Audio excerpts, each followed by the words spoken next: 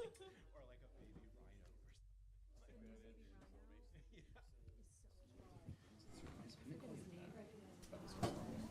His phone is like a ghost now. There's a new baby right now. This be She's at the phone.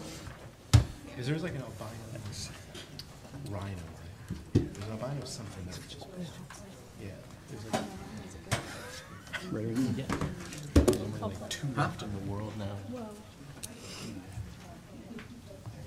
Good evening. I'm going to call the City Council work session, budget work session to order. I think this is our second work session that we've had, and we're going to be discussing outside and nonprofit agencies. Madam Clerk, can you please call the roll? Here. Here. Here. here. Here? All right.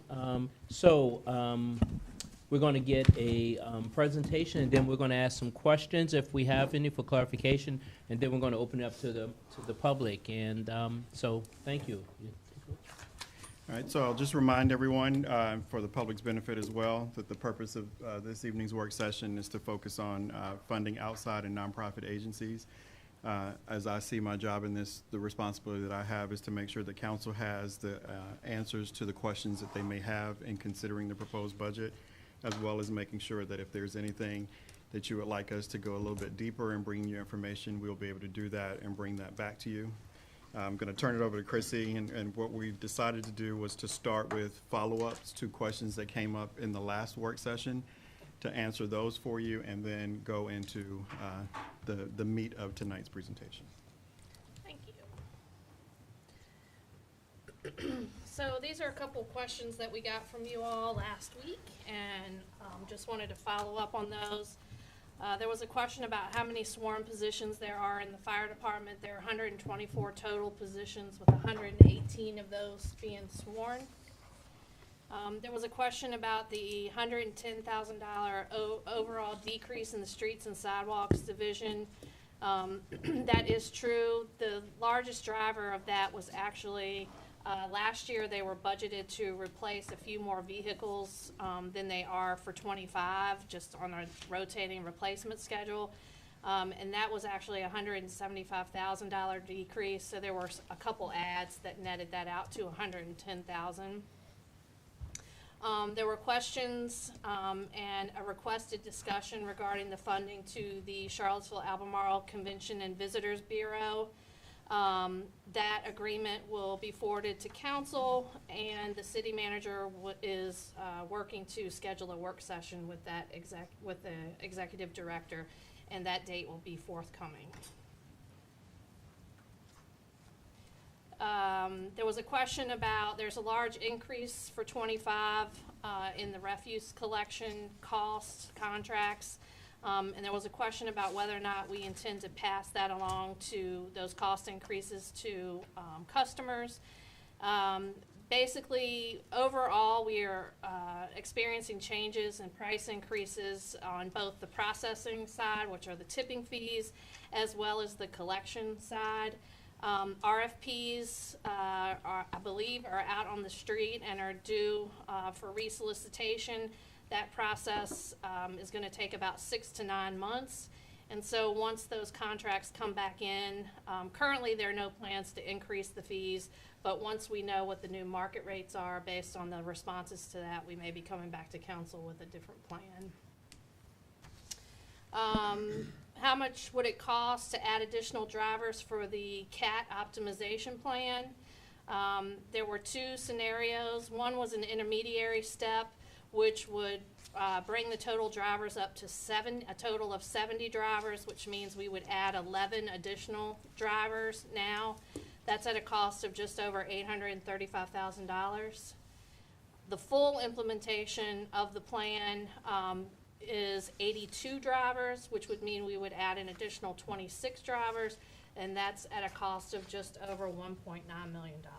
So, sorry to jump in, but on that point, is there a sense yet, kind of what the time frame would be in which we'd have no vacancies among drivers and would need this money in order to kind of boost I don't know if that makes sense. Like, when would practically it be possible for us to need this investment? And then two, is there any sense of what it may look like for us to plan how we're going to make this investment? Because to me, this really isn't optional. This is an absolute bare minimum, because from my understanding, all this would even do is return us to what service used to be. Sure.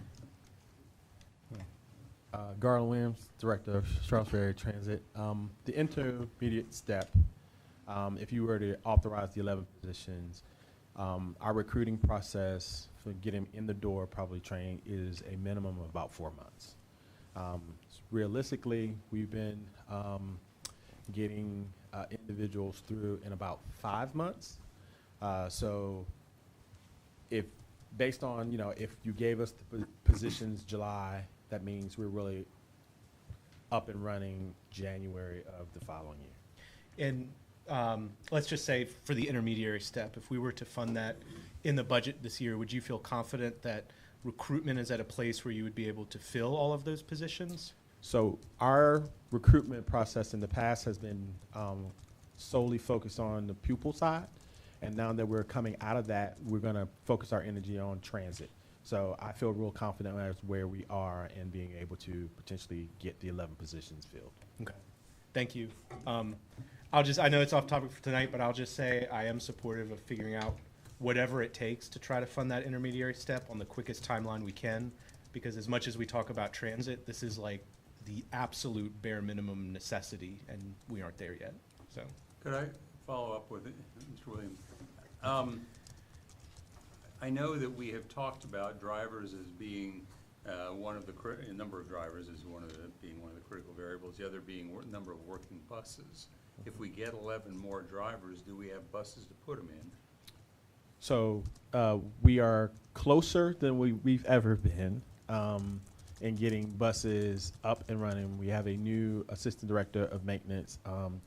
He has a transit background. We've had substantive conversations in the last week he's been there. I think we are formulating a plan to have as many vehicles. We would need 32 vehicles available to us to implement the plan, and we're putting ourselves on a path to have that done as soon as possible.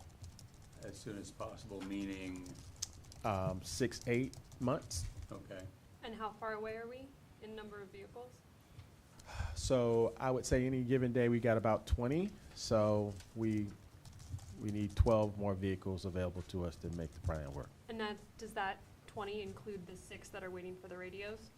Yes, that would include the 6 that are waiting for radios. We're close to having the radios done though. The PO got issued, I believe, either Monday or Tuesday. So we're just waiting on Motorola to give us the actual date. And so when those are ready, we'll have 20 good to go, not 26? Now we'll have 26 ready by the time that's ready. Yes. Yes, okay, Yep. thanks. But without this additional funding, 32 buses, those wouldn't be able to be in That's correct. operation. Yeah. So if we get the 32 buses and, what was the number of, 70 drivers, is that what? That's correct. Does that enable us to run any more trips now than we are presently running, others to Yes. expand service? Yes. Okay. It enables us to come out of COVID because we're running what we call our lifeline service. It restores us to pre-pandemic levels and adds some additional service. Okay, thank you. Mm-hmm. Any more questions on that? Thank you. Thank you, Garth.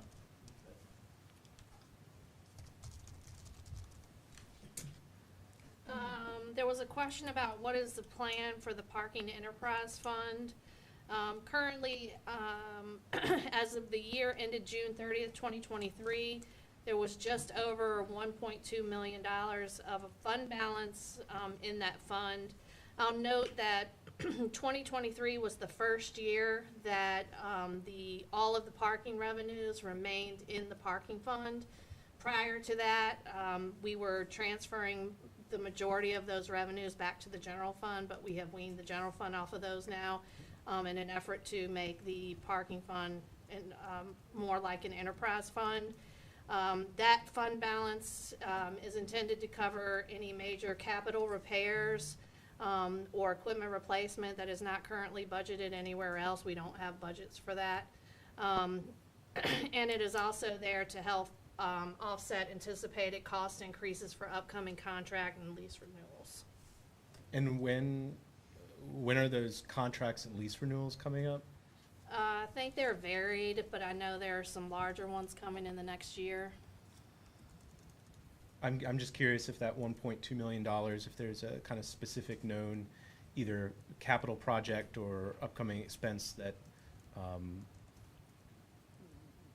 it's there for. In other words, is there a specific reason that we stopped using any of it in our general fund?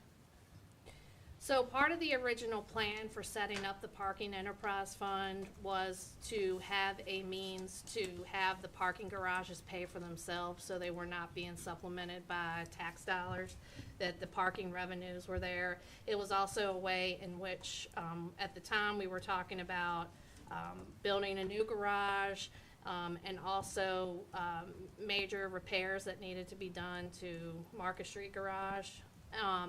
And in the future, to be able to have it so it could sustain its own debt if necessary. And so as part of that, the decision was made that all those parking revenues would start coming out of the general fund. At the time, I think it was about $2 million, and that was a big hole. We couldn't absorb the whole thing. And so we started transferring that back. I think we started at $750 and then went to $500 and dwindled it on down. So prior to '23, the fund balance was about $500,000. And then in terms to answer your specific question, are there anything, known things right now? I'm not sure, Mr. Engel, if you know anything or. About fixing the elevator. Because my big question is, now that we're not moving forward with building a third parking garage downtown, if all of this money is still needed and really can't be used to help with any expenses this year. To answer the question about upcoming lease renewals, the Water Street Garage is under a ground lease that resets every 10 years, and this is the year.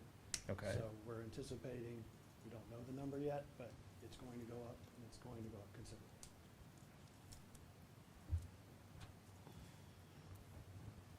Is this the money that would be used to fix the elevator?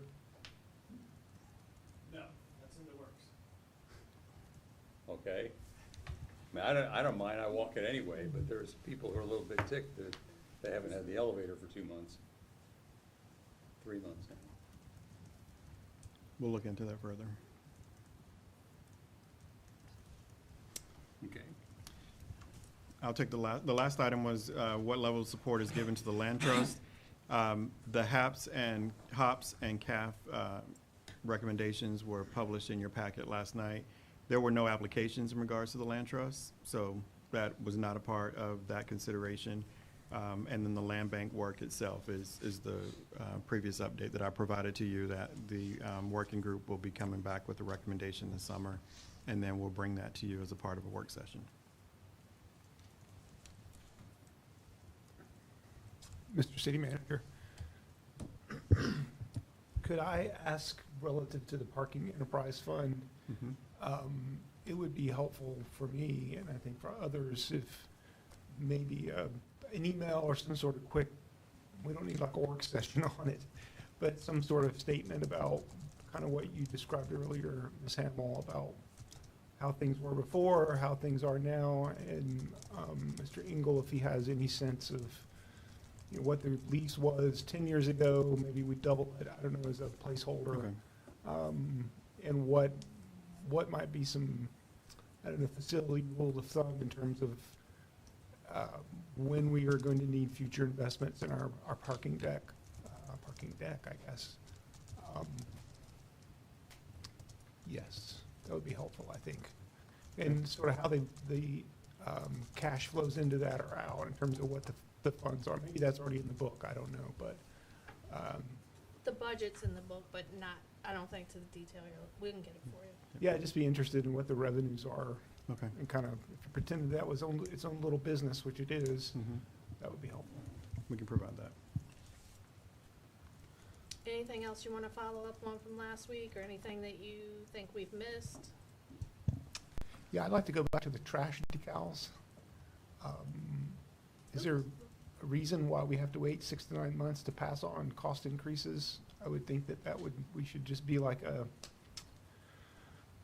I don't know, that should be like a pass-through sort of, like we're just literally the middle men or women or whatever for that, and not basically being the backstop for people who need to take out their trash.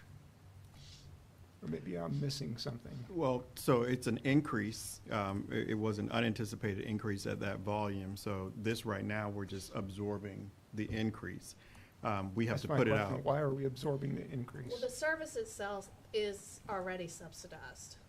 It's not, we're not fully covering, we have not, I don't think, ever fully covered the cost of that. It is a subsidized service that is provided. And so I think part of the reason for waiting the 6 to 9 months is we wouldn't know how to adjust the fees because we don't know what they are. We probably have to adjust again, and that could be up or down, more likely up, because the process of putting out an RFP to see about going with a different vendor could end up with a higher result. And I fully appreciate that. It's just what I'm hearing now is we're already subsidizing, we're doing an even additional subsidizing because of changes in the market. Yep. It seems like some of that subsidy should be passed on, or the opposite of pass. Sure. Yeah. I would think that, I understand what you're saying, and what I would say in that regard is if we had just simply put out an RFP as a normal practice and then got the result and it came back higher, we would have brought an item to you for considering how do we absorb that. So this is something that kind of got lost in the shuffle? Yes. Okay. Thank And you. I think too, we've also been, part of what was planned was that we were gonna look at different, service, We were hoping. yeah, and that just hasn't. There's been a happened yet. change in the market. I kind of spoke to that a little bit. Some of the smaller providers that we, at this moment, would have hoped would still be in existence, that might have ensured that there would be maintaining the current cost or a very slight increase. They've been gobbled up by some of the bigger groups. So that's the reason why, when I say to you that it's likely going to be up, it's because we probably know it's going to be up. Yeah, and I appreciate that. I Yeah. just don't think that we should be subsidizing people's trash. Maybe there's some level at which we do that, but I think we should have a conversation Sure. about it. We'll bring that to you. That is coming, I can assure you. I'm open to that too, that if we're, let's say we're subsidizing $5, okay, well, let's subsidize 3 instead, or whatever it is. Yeah. Okay. Could I ask one question that I, maybe I misunderstood? Have we supposedly gotten information on the money being allocated for the HOP stuff? No, that's Monday night. Oh, okay, That's in your packet for Monday's meeting. okay. Just as long as it wasn't supposed to be tonight, because No. It was, I only brought it up because the question came up, and that was the statement, is that Gotcha. we would have those results Okay. by the time of this meeting. Thank you. Anything else? All right, with that, we will turn it over to Mr. Hunter Smith, who will talk about vibrant community process. Hello, council. It's good to see everybody again. Hello, everyone out there in the sky on. I'm Hunter Smith. I'm a human services planner with the Human Services Department, working with Misty on this. My maybe 3rd year, maybe doing this. I'm not sure. 3? Sure, 3. Seems I'll like- say 3 since it's been my 3rd as well. How about that? That's great. Let's go with Great that. follow-up there, Yes. thank you. The process continued to develop this year and previous years' adjustments and changes. Equity, diversity, inclusion continue to be a focus area for all applicants, and that's kind of asked throughout the application process. Some other key points, we continued recruitment of new and emerging applicants into each priority area. Albemarle County continues to operate an independent process for funding local nonprofits. They even have a different portal this year, so it's not even a shared portal. This year, we conducted applicant and reviewer feedback sessions post last year's award process and between this year's new process. And we were able to implement some changes from both groups, which was pretty successful, I thought. This year, we did in-person and virtual orientations. Also hosted office hours for at least 2 hours a week through the whole application process, which was posted and publicized. We also, this year, started to put news flashes out through the city communications department, which is new. Housing-related applications continue to be in a separate process, which is CAF and HOPS. And we did have 12 new applications for this cycle. The four primary priority areas are, continue to be similar: youth, family, and education, economic impact and jobs, health and safety, and arts and culture. I don't know if I made a note of this, but this year we blended new and emerging organizations into all the different categories, so they could choose an actual category that they focus on.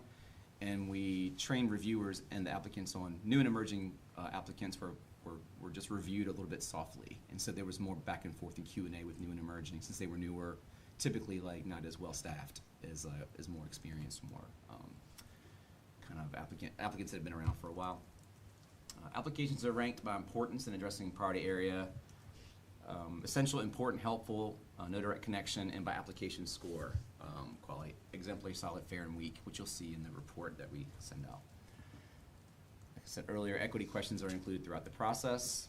I wanted to thank the Center for Nonprofit Excellence this year and the UVA Equity Center. The Center for Nonprofit Excellence helped me take the feedback from applicants and kind of drive it into the application process. And the Equity Center was helpful in helping us get site visits back on this year. We haven't done site visits since COVID. And so they were helpful in helping us set that up, and they're going to continue to work with us on making it more effective in the future years. Our review team members are recruited and consists of a blend of consumers, citizens with grant management experience. There's some city staff that participate, and people with nonprofit experience, either as consumers or people that are just kind of involved in the process. This year we had 21 reviewers and 2 city staff managing the process. That's this year's team. Oh, no, we still doing a small compensation for? Yep. Just to be clear, if your city staff have to demonstrate that they are doing it outside of their job time. So if city staff have the ability to do it during their work time, they don't get stipends for it. But everyone else gets the stipend based on the amount of applications read, amount of time in meetings, and in site visits. So it's they have 3 categories to choose from. Orientations were held for applicants and review panel members in here. We have a scoring matrix directly tied to each question in the application. The applicants get that, and the review teams get that too. That gets sent out via email in the application process. It's there for anyone to see. During orientation, applicants are advised they may reach out to staff for technical assistance on their application, including the office hours I mentioned earlier. And those are usually well attended in the beginning, the first few weeks of the process. People come and participate. The cool part is when people come and then help each other out. It's my favorite part. People show up together and they end up answering each other's questions. It's wonderful. I love that. For this year, the total request of funding was $3.7 million and some change, as you can see there. And the budget we had was $2.299 million, and those fluctuated throughout the process. The $3.7 million fluctuated as some people pulled out, some adjusted their numbers, so it kind of went up and down throughout the process. The fundamental organizations, which were treated a little bit differently, were excluded this year, and they're managed separately. That total request for those applications was $1.3+ million. There were a total of 66 program applications submitted, and 55 of those received between 100% and 40% of their request. This is the impact of equity questions. Just in a nutshell, the equity questions have really, in some areas you can see where people are really taking a look at that in terms of how it impacts their service and how it impacts their organization and how they do their business and do their work. It also typically encourages applicants to review their own process more than it does relate to the application. And so we're pretty confident that that's having a successful impact on different people on how we ask those questions. And I'm going to read all these points, but there they are. Thank you, Darcy. Ongoing efforts and future actions. The Office of Community Solutions is developing a reporting and monitoring process. We're working with them on that as well for this coming year and the future years. We're moving all applications into our portal system next year, including arts and culture, which are currently in a separate process. They do a kind of a web-based Microsoft form process this year. So for the developing a reporting and monitoring process, what would that kind of specifically mean and entail? Great question. I can answer by saying it's under development. It really is I can just give you my take on it. You don't hold me to this, but it's a scalable process based on size of organization and size of request. And so You know, organization with like lots of staff and a huge budget and that receives lots of money might get a different type of scaled reporting and monitoring process as opposed to someone who is a smaller, newer, maybe like less staffed organization. It also depends on what you're requesting. I actually had that office participate this year so they could see who the applicants were. It was really successful to work with them to see who the people were, who they're working with, and how that might work out. So the goal basically be, let's say an organization got $200,000 for one program, they would be able to say, this is how we're kind of measuring, did Yeah. you say what you said you were gonna do, what was the impact, and Yes. and it that would be- doesn't exist currently, like an equivalent of that? Currently, what's been going for years is typically the next application cycle. People report on the goals of the most completed fiscal year. Self-reported? Right, how many people they served, or whatever their metrics were from that previous closed fiscal year. And they can also enter their like actuals for the current year. It's not the greatest. And then, and so this process is gonna, well, I think that the process is for that unit to develop a system, and then for maybe me and my unit to make sure that system isn't too aggressive or too overly like, what's the word I'm looking for? Onerous or burdensome. We like to say burdensome, so that it kind of meets the expectation what we're looking for. You know, we just want to make sure that the services that are being advertised are being delivered. Right. You know, and if someone doesn't meet their metrics, there's probably a really good reason as to why. It doesn't mean they're doing a bad job. It could mean anything. You know, so we'd ask those questions too. Okay, that's helpful, thank you. We're working continuously to develop parameters for new and emerging organizations, how to recruit them, how to make sure they're getting the help they need, and what is it they may need that we can offer in other ways for those folks. Discussions to close the gap between the total requests and fund availability. We're going to continue to offer feedback sessions prior to the next session that gets released, that happens in August, September. And we're still recruiting new members and reviewers most of the time. Here's the basic matrix that's part of the report that everybody has. It's beautiful. You're welcome. You can just see there. You can just see there, like basically how we funded this year, and how the programs fall. I mean, if you look at this over the years, it's pretty consistent with the numbers of percentages of applicants in each box. It just happens to work out that way. It doesn't matter what the budget is. Doesn't matter who the reviewers are. It typically falls in this similar pattern. Not a whole lot to say about this, except that's what it shows. For the, Oh, yeah, sorry. for the one in the bottom that says one program at and then cuts off, what? Didn't delete at. Oh, okay. Yeah, the other ones shows the percent. I just didn't. It was an error. Okay, and are those unfunded? Unfunded. Got it, okay, thanks. Mm-hmm. Please remind me why arts and culture is different.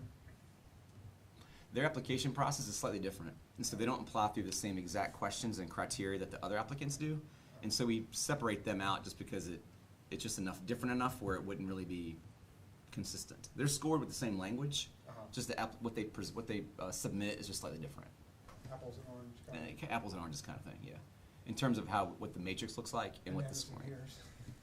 That also works. Mangoes and pineapples, however you. So, looking at this page, I thought exemplary essential, in the upper left-hand corner was at 95%. Is it, am I wrong? That is a good observation. It looks like I added the wrong charts. So it was at 100 at one point, and then we had to move it back to 95 for budgetary reasons. Okay. And I remember I asked somebody about why it Yep. was that some of the arts organizations were coming in at 100% when the other organization, when the essential exemplary folks above were only at 95%. Was there some accident of history to explain that, or just, but when you cut the 5% out of the essential exemplary at the top, the amount being cut from the portion below was not as much, so it wasn't worth It was bothering? essentially yes. Essentially yes. It's a way bigger number for the top chart Sure. than it is the lower chart. And does this show with the unfunded programs not in yellow, does this show all of the applications? Yes. unless you've done some math that is incorrect. That is the intent of the chart. Okay, no, I was just double checking. Yes, that's how we do it. So it just shows every applicant, and it just shows where they fall. We don't always fund 5 boxes, but depending on like the amount of requests we have and how the numbers work out, we're able to sometimes extend that out to an extra box.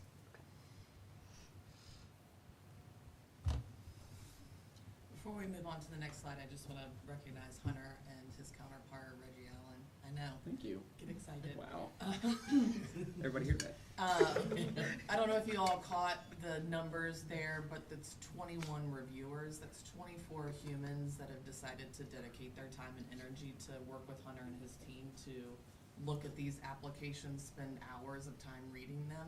And they do that largely because of the training and support that he provides. He makes it an accessible process for community members to engage with the city and take an interest in what people are doing and providing.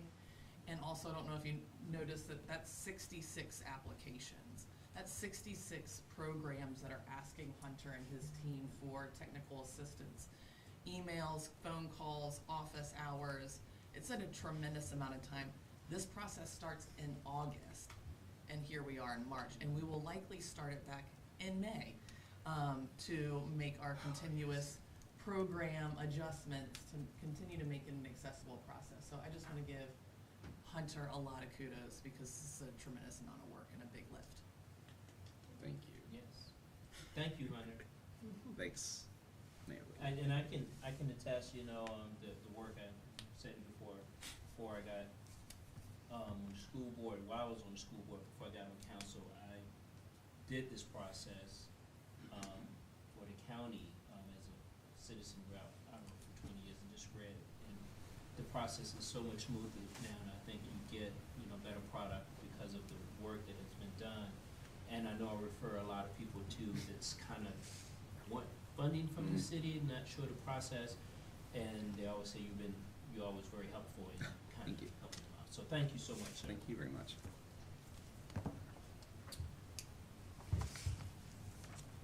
Do you all want to talk about Vibrant Community? The next few slides are really quick. They're just a summary of the sort of intergovernmental / contractual agencies and the fundamental. So we can go through that, or we can stop here and we can talk about Vibrant Community. So this process has always amazed me because we,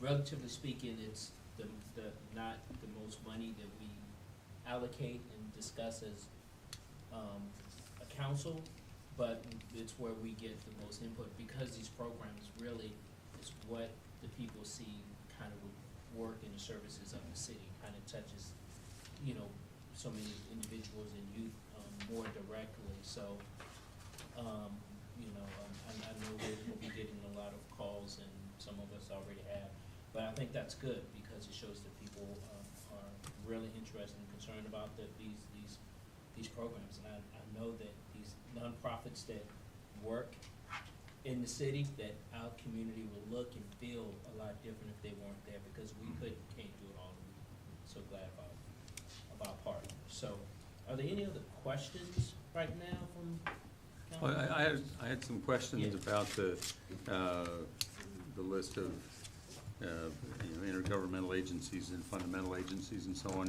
If this is the time to talk about those questions, or if you want to wait, pick it up some later time. I mean, the next few slides are just going through that, so if you all are ready to move on, we certainly can. It's up to Okay. you. You wanna move on? Yeah.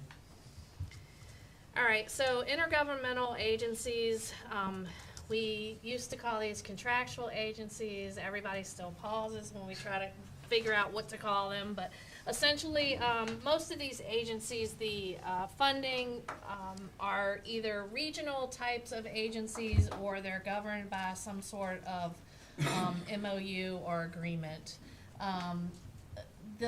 Most of these, the city budget office works closely with the county budget office as well, so that if there are requests for positions or new things, it doesn't make sense for one of us to do half of it if the other's not meeting in the middle as well. And so We do consult each other on these agencies.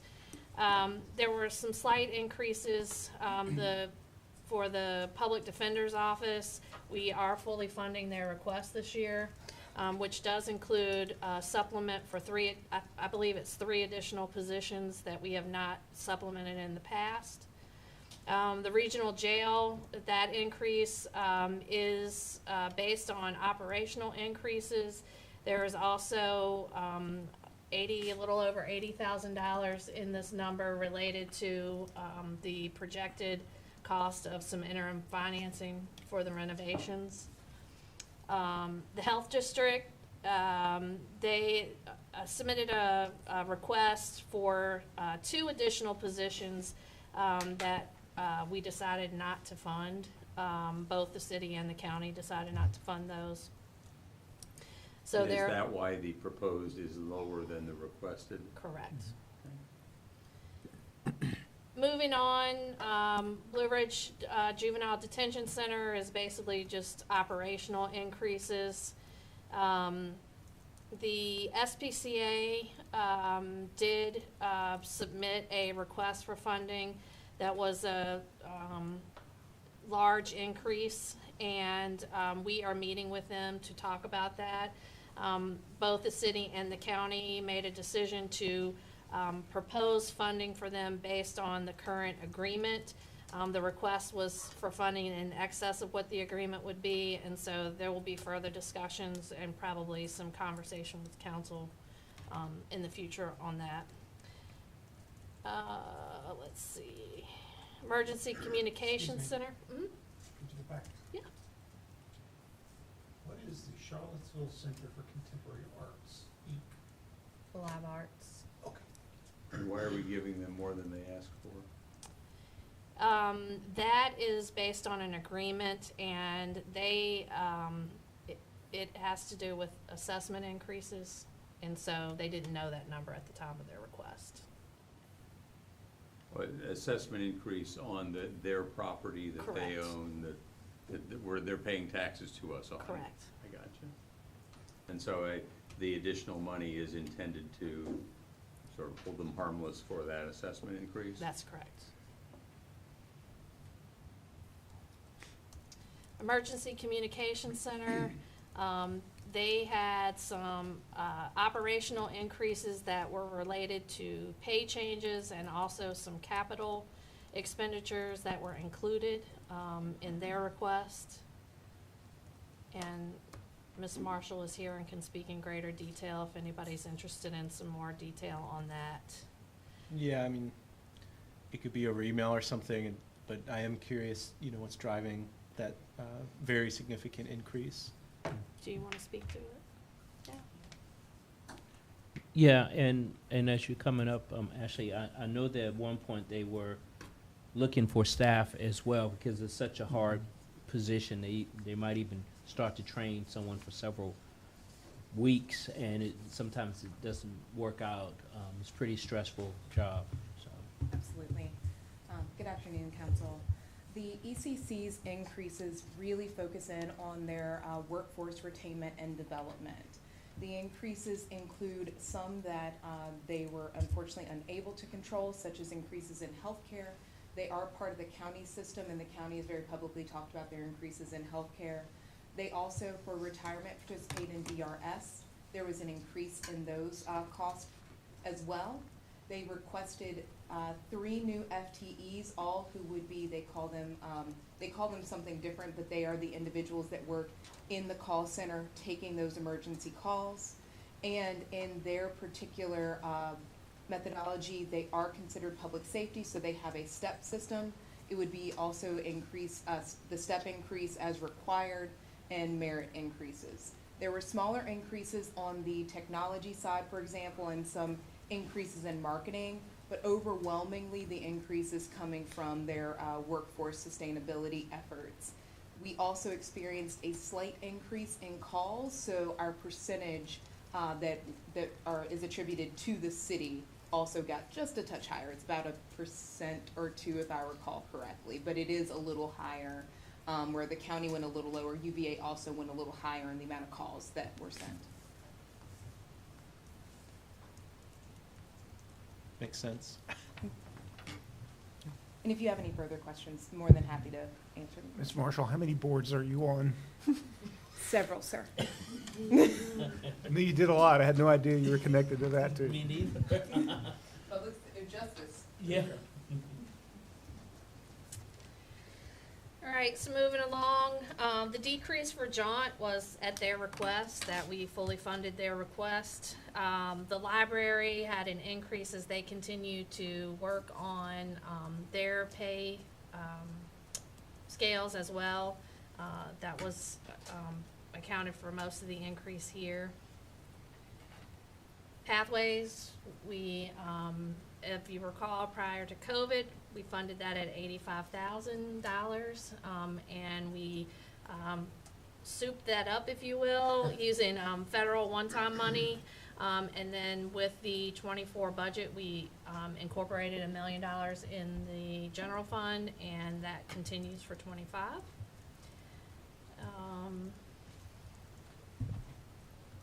Could someone remind me how the reporting back works on that? I mean, is there like a, can someone remind me what's involved in that fund, the use of that fund in that program?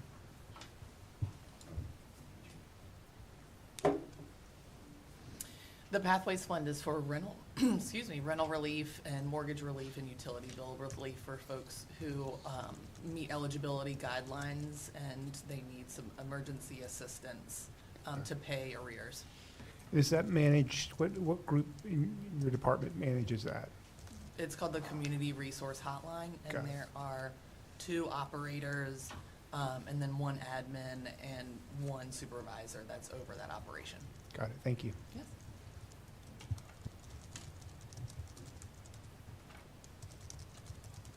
Could you go back, please?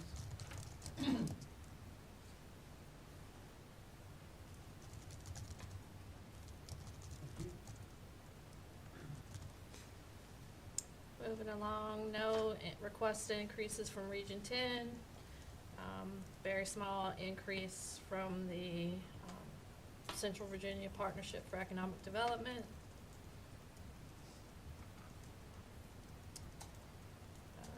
Planning District, just a small increase, which is basically based on per capita numbers. Small increase for Thomas Jefferson Soil and Water.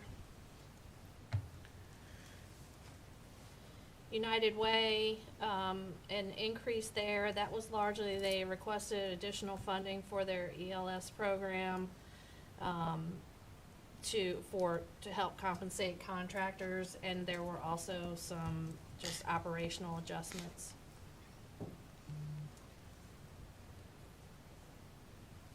And then finally, the Visitors Bureau, which we'll address more in your work session to be determined date. And I have that date. It's actually the 6th of May that Courtney will come and present on CACBB.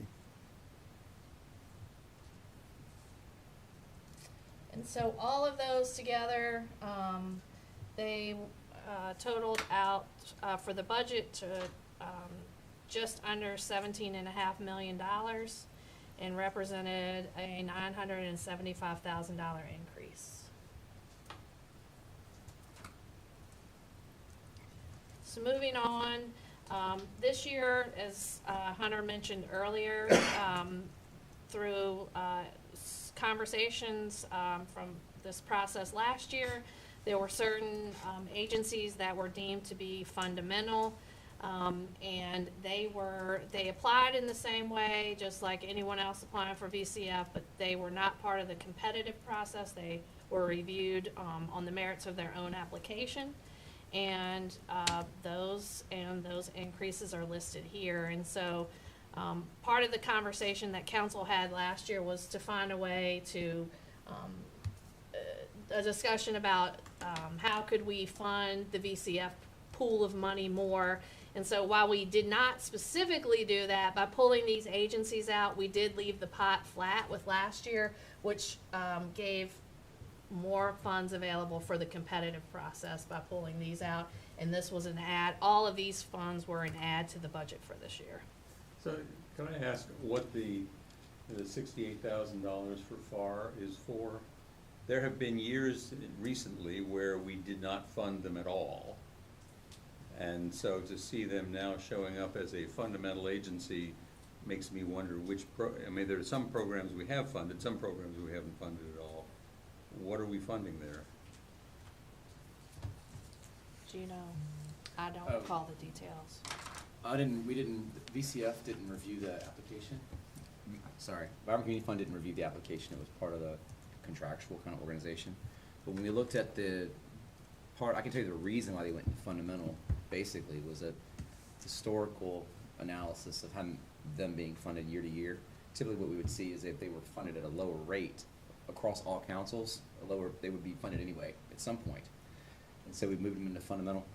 And it's typical for every year. The application was similar. I don't want to speak to it, I didn't read it, but if you look to see a copy of it, I could get it to you, but. I'm puzzled because one of the things, I mean, there are a few things that every year we wind up having an argument about. Yep. And every year FAR was getting downgraded by the reviewers and we were being requested to give more money than the reviewers had recommended. And some years we did and some years we didn't. Yeah, so I want to chime in there is because, I mean, one reason I would gather is that, I would talk with them and recommend that they take you up on your training or they get, assistance in writing the application, because I know the work that they're doing the work, but sometimes they weren't putting it on the paper. And I know the difference that they make in the community, so I think that they have been doing a much better job with the application. And again, obviously, I haven't read the application either, but last year, and I would imagine it was similar, it was for the youth internship program. Mhm. So that would be my guess, but again, obviously. Well, I mean, what I'll say to this is what I recall the conversation being that led to the decision for them to be placed this way was that there was the batting around of FAR and its work being outreach-driven, youth engagement, as well as training the interns so that they can participate in the transformational redevelopment activities. All of that collectively spoke to why they were being considered to be eligible for the fundamental category, because that was deemed to be that essential work that we wanted done for that population within our community. And as I appreciated it, the push that was being made was to recognize that, give them this fundamental status, and for that, they wouldn't compete. And then you all made that decision last year in directing us to integrate them into the fundamental category, which in essence lightened the burden of trying to get funded each year. So I just offer that that's my appreciation for what I felt like I witnessed last year that led to the decision of them being placed on this list. What that did for them is their request is simply a request like the others in this category, that we review, confirm that they're doing what we thought they were doing.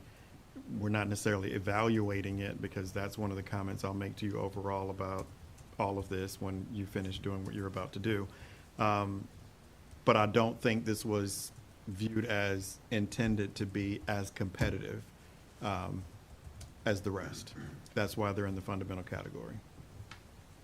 I confess, I don't remember, and maybe I wasn't, I'm just not remembering from what we talked about last year. I don't remember thinking that FAR was at the same level as drug court and therapeutic docket and so on, in terms of the commitments that we've made to I mean, the drug court and therapeutic docket, frankly, are the kinds of things that ought to be put in the intergovernmental agencies, because we've got MOUs and so on. But like I say, I know that there have been times in the last 3 years, 4 years, when we have not funded FAR or not funded all of FAR's programs.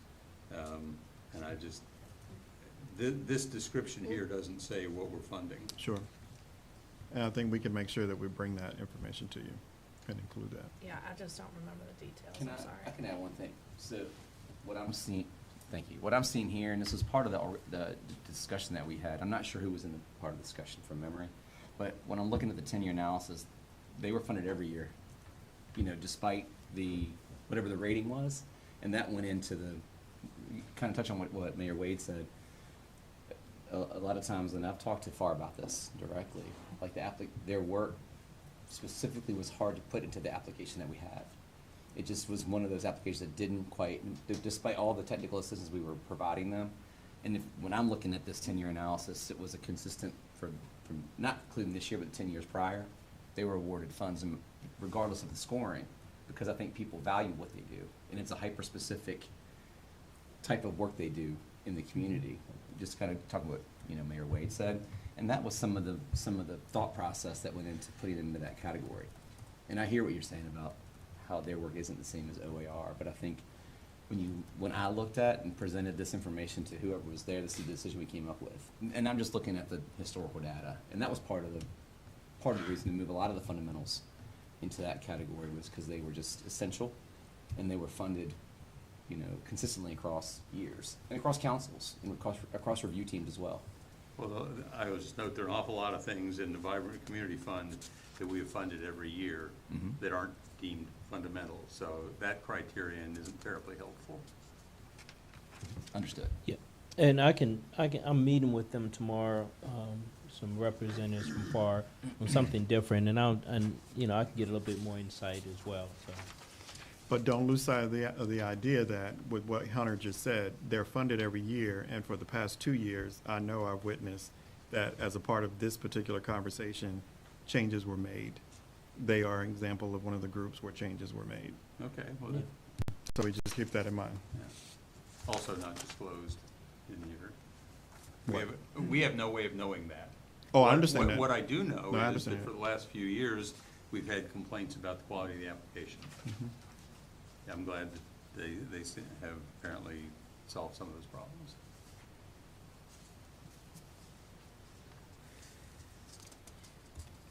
Okay. So I don't really have anything else to add here. I mean, other than the agencies that were deemed fundamental, I don't know if you have any questions or. Yeah, Counselor, so Lloyd, I know you said you had several questions. I don't know if you got them all answered, or now's the time. We're fine. So that basically concludes our formal presentation. We'll leave it for discussion with council or. I have a couple of questions. I would be interested in why Region 10 is not asking for more money. I don't know who's our liaison with Region 10, but I was once on that board, and they do really important work. So maybe everything's hunky-dory after COVID, but I think we're probably overdue for some sort of presentation or feedback from them. Doesn't have to be a work session, maybe just a report, but the CSBs are absolutely essential to the work we do in this community. But before you move on, sir, I just want to chime in. I'm the rep on there, and I did attend several of their meetings just as an observer, but I felt that I could sense that was kind of uncomfortable for them to have the vice mayor sitting in. Then I was maybe meeting with our community reps on there, but then I didn't want to get into like if 3 or 4 of them got together, so I was meeting with 2. Anyway, so I think that, I haven't gotten any really concerns from our citizen reps on it, Okay. and I think, or concern about the budget. So I'm feeling like over the last year in particular, I've been giving that organization a little bit more attention, and I think, I think things are okay. Yeah, I haven't Okay. heard any, Fair enough, yeah. fair enough. Well, I I would- shouldn't complain if Yeah. people aren't going to ask for more money. Well, I would actually second the interest in receiving more information from them, because it's informal. But I've heard from community members that, particularly since the pandemic and continuing, that wait times for basic services have skyrocketed, and that's not unique to them. I think that's across the state of Virginia. So I'm not trying to put any blame on them, but I'm curious to understand where they're at, the challenges they've seen with COVID, and kind of what they're thinking going forward. Yeah, so I think just like, Looking up like for it. we did with Courtney at some point, just, they can come and present maybe at 4 o'clock or Yeah, we don't tend to call anyone and ask why they don't ask us for money. I'll assure you that. But on that same note, Jaunt asking for less money as well? I mean, I'd had a brief meeting with Ted before he left. I remember it not being considered material in his eyes, why it was going down. It was just what their budget calculation came out to be. So when he presented it, it wasn't, I mean, I wasn't gonna beg him to increase it either, but he just seemed to be satisfied with what it was. I know that now that Mike is in place, he did not point out that there was a concern by it being less, so I think we're fine. They also had a pretty material increase last year. Okay, good to know. And you've probably already said this multiple times, but the distinction between I understand intergovernmental agencies or contractual agencies, and then I understand fundamental agencies are basically formerly were VCF, but we feel like they're so important, we need to basically just build them into our budget every year, As essentially. non-competitive. As non-competitive. And they come to us every year with a request of this is what we need, and there's an evaluation that happens at the staff level, I guess, as opposed to going through this application process. And Okay. it's, I would say, is less stringent, but could very easily not be. Okay. Thank you. Which, depending on where your conversation goes, I'll get on my soapbox momentarily. A few questions. So for applications, is there any information that council is able to see in terms of what the application was or what data was behind it? You mean like the Submissions. submit applications? Correct. I mean, we could provide them. I mean, the way that it works is applicants have a login, and they log in and they submit their application via this process with whatever is required. And then reviewers also get that login. The process currently has been that the reviewers are the only ones that review it, and we don't typically share that with other folks. They're the ones that are reviewing it. And that part of the policy too that we have is that we don't share scoring information with applicants till after the budget's been finalized. You know, we let them know, contact council or talk to me about technical assistance, but I mean, if I'm being honest with you, like that seems like a touchy thing to do, to start sharing individual applications with council members based on how the process works. I'm not really sure why I feel that way, but it's just something about it seems interesting to me because the reviewer spends so much time diving into them, like in each particular category. So there's a group for each type of applicant category. But Yeah. we could provide. I mean, I'm I just- see you can have it, but you know, obviously. And I do understand and respect that. It jumps out to me because this is the first year I can remember where there is now an application that is 20% of the total funding. And to me, it's the amount of money that it's starting to reach the point where I look at that and think if that's the direction we're going, that's almost becoming like a service that is part of the city. And I'm very curious to know as much information when there's an application that's reaching the point of receiving almost $500,000. So that's why I'm just curious to see that information. And prior to that, I think the highest that I'd seen in the last few years was like somebody had received 380, and so it'd been close. And I think OAR gets close to that number too with their combined applications. But we noticed that too, and so we're in the process of reviewing the process because of funding applications, really. So we noticed that as well as kind of like how it pertains to the city as a whole. So it was not lost on us, but you know, those are things that we'll be getting into over the spring and summer. Can you might have kind of touched on this a little bit earlier when you were talking about the difference between the arts and the other applications, but can you kind of talk more a little bit about the application process and what, For which group? I guess since you're making art more like the other ones moving forward?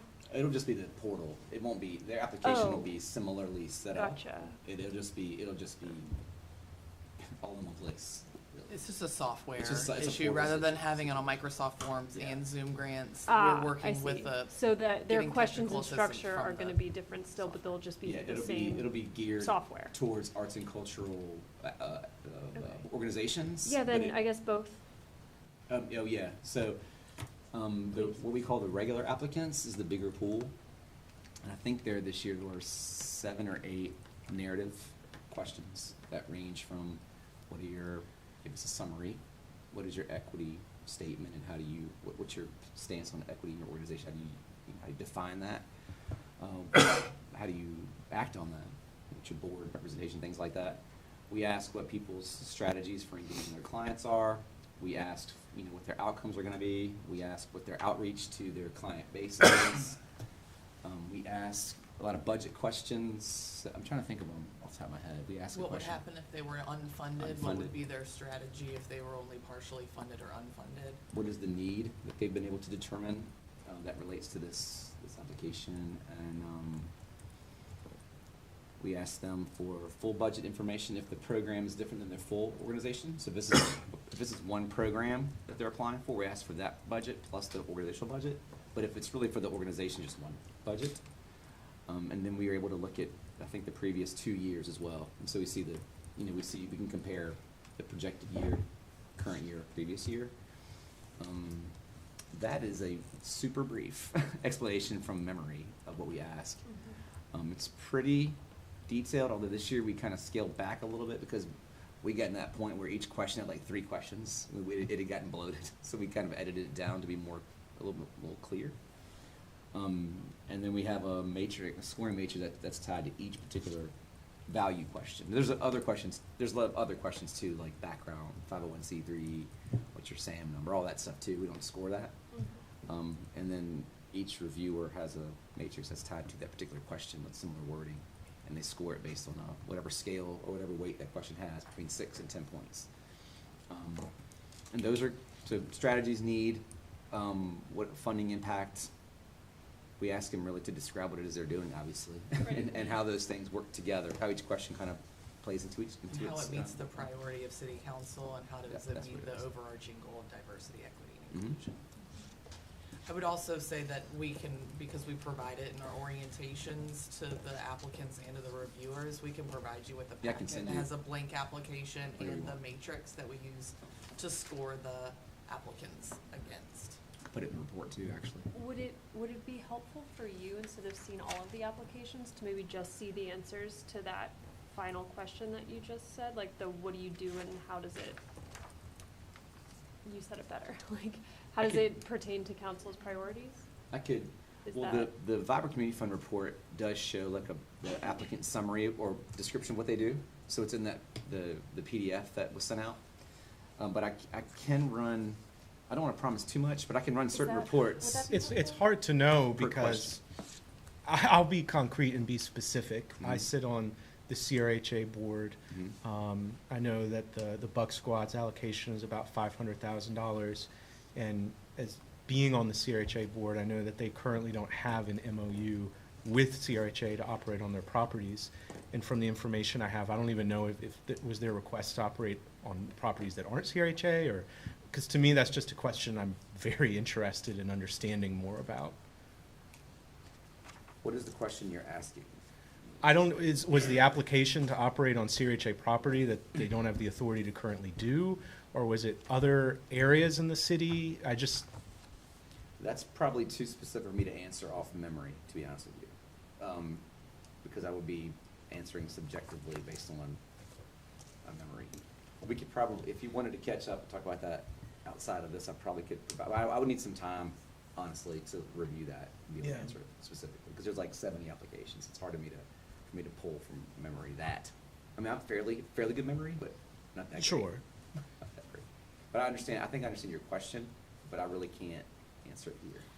Yeah, and I just know that that is an ongoing, and Micah, you notice an ongoing issue between those two organizations that they're trying to work it out. Sam and I met with the Buck Squad last week, and just to talk about their programs, how they work, and we can't force that merge to take place. So, but I know that they're working at it. So you may know more, a little bit more, because you're on their board. You may get more updates during your meetings. Yeah, I mean, I just know it's still unresolved, and Mhm. I hope what I'm raising kind of makes sense. I mean, for us as council, if the largest organization we're giving funding to, almost $500,000, doesn't have an MOU and the authority to operate on properties that are a core part of the model, that's a problem. I think we can look into those details to make sure, but I do want to just say a blanket statement. If we start, so like Hunter said, we noticed that in the funding allocations as that is an outlier that's not historically present. But we also can't adjust the entire Vibrant Community Fund for one applicant. So our job is to have an equitable process that's going to apply to all 55 funded applicants and all 66 applications that we come. So we can't just, based on our charge from City Council, have an observation on our own and be able to single out that one application and change our funding matrix based on that outlier. We recognize the outlier, but again, our charge was to evaluate everybody on the matrix based on how the review teams assess those applications, and that's the way it shook out. Mhm. And that's, then we provide the recommendations to you all, and you all decide how you want those funding allocations to shift or change. But our charge is to do the same for everyone, and the way it shakes out is the way it shakes out. But if it's such an outlier, why is it even in the process? Because you all did not set a cap as an expectation on how the funding could be allocated. When ABRT and Vibrant So Community It never occurred Funds, to me that we'd be talking about $500,000 for them. But if you don't set a cap, you can ask for whatever, and if there's enough money available, you would get it. That's part of my soapbox. when ABRT and Vibrant Community Funds split, it was decided, this was before I became involved with the Vibrant Community Fund, to have a zero-based budget.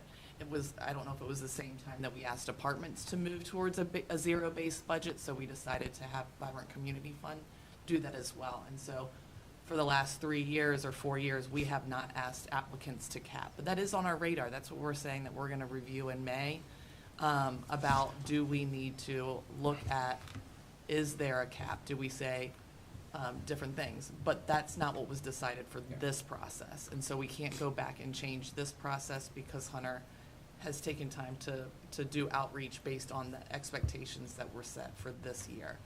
That doesn't mean that we can't hear those concerns about the process in general for future And- processes. And I 100% understand and respect and agree that makes sense as kind of the way you all have to approach it. I'll just say, I've said this in years past, I still believe that there's no way to create a process for this that is going to be perfect. It can be better, it can be very good, and I think we do have a process that is improved and is very good, but the nature of the beast is it's just never going to be perfect, and I think it's appropriate for us as council to think about what we receive as kind of a scaffolding, and it's completely appropriate within our purview to make adjustments, and I don't think we've ever upended the whole thing. I mean, we're really playing around more at the margins, but I still think that is appropriate just because this is a process that's never going to be perfect. And should we make any changes, it's just valuable for me to know as much information as possible to decide, do we even need to make a change? If so, to what extent? So that's where I'm coming from. I think, going forward, to me, it sounds like it's already underway, but that process of being able to kind of, particularly for these larger applications, evaluate what was happening sounds really positive, and I think totally makes sense. And it may be a cap also makes sense going forward, because, that's also has implications for other nonprofits. If an application for $1 million fits in the matrix is getting 100%, de facto, that means a lot of other nonprofits just won't be able to receive funding, and that's an important question of fairness as well. So those are more big picture things, but that's my feeling about it. Yeah, and I would echo what Councilor Payne just stated. I think that first of all, I really, and I mean this sincerely, thank you for all of the work that you and your team do in ranking these. I know it must be a colossal amount of work, and you clearly put not just sort of intellectual rigor, but, you know, your heart and your passion to make the community a better place, and I'm very grateful for that. I'm looking forward to your next iteration of this, and I know the city manager has some thoughts. Maybe he'll, I don't see the soapbox over there, but maybe he'll find one. It's always with me. I do think a cap is not a bad thing. I appreciate people wanting to swing for the fences, but it does crowd out other investments. And I think I agree with Michael as well, that sometimes we may know things that others may not, or there may be other priorities or concerns that we may have as council, such that we may have to say, I appreciate why you thought they deserve this amount, we're only going to do this amount. And that's sort of where I am with the Buck Squad. Just cut to the chase where I am with that request. I would need more information before about that organization in terms of what they'd be able to stand up. It's a lot of money. And also some of the things I've heard in terms of, you know, if they're not currently in a good relationship with CRHA, that's kind of a big problem, so. On a totally different, this is small potatoes, but it's a curiosity. So I was surprised, and it's small potatoes, it's like $12,000, I think. But the Fralin Museum is part of the University of Virginia, correct? Yes. I was very surprised to see that the University of Virginia, with a $2 billion budget and $15 billion endowment, had submitted a request to the city of Charlottesville for funding. But That would be an example of your parameters do not exclude nonprofit organizations in association with the university. Therefore, they are eligible to apply like everyone else. And I can also add, we did screen that out. Like, we investigated that, and I was open with them about that when I got the application. I just like, I need to clear this first, because I think a lot of people had the same sentiment you did. But when it came down to it, there was no parameter or no option in place to do that. And so I was very upfront about them too, about it. I mentioned that it may come up in this particular meeting, that this issue, because I wanted to give them that heads up, but there was nothing, there was no like stipulation or anything in there that could make them. 100% understand that, but it's just, it's strange. And I love the Fralin Museum. It's a great thing. They do great stuff. So the Franklin report's up to me, I actually answered that question. All right.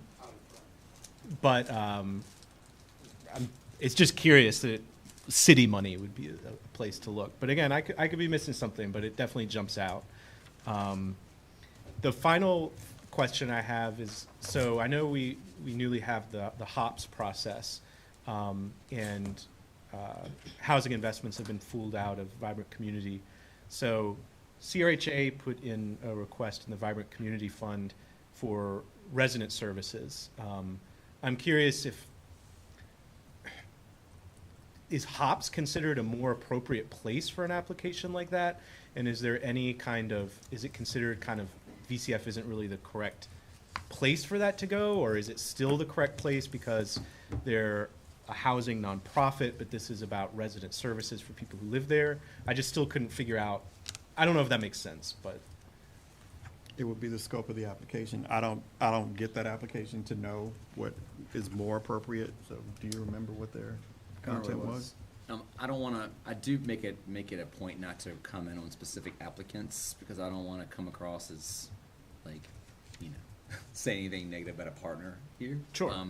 But to answer your question, that is something that, because we switched to different processes, we're talking with people about that, like, to try to figure out exactly where people should land. I would say that, from what I remember from that, it landed in the right spot, but that doesn't mean it needs to stay there. You know, it could, in future conversations, it could end up in one place. It really is, it's dependent, the intention is that it depends on what the scope of work is. Yeah. Just because they're a housing organization doesn't mean that everything that they do is housing exclusive. So if they're providing financial education as in a program, they shouldn't be applying for the HOPS program for that, because the financial education is not a housing-related activity all into itself. If it was home buyer education, that's different. So I think that's why the application actually matters. Yeah. In the Vibrant Community Fund report, it should state the purpose of their program, and if I'm remembering correctly, CRHA applied for a youth program, which falls in the category of youth, family, and education in Vibrant Community Fund, as opposed to what Mr. Right. Sanders is saying is something that's related to housing.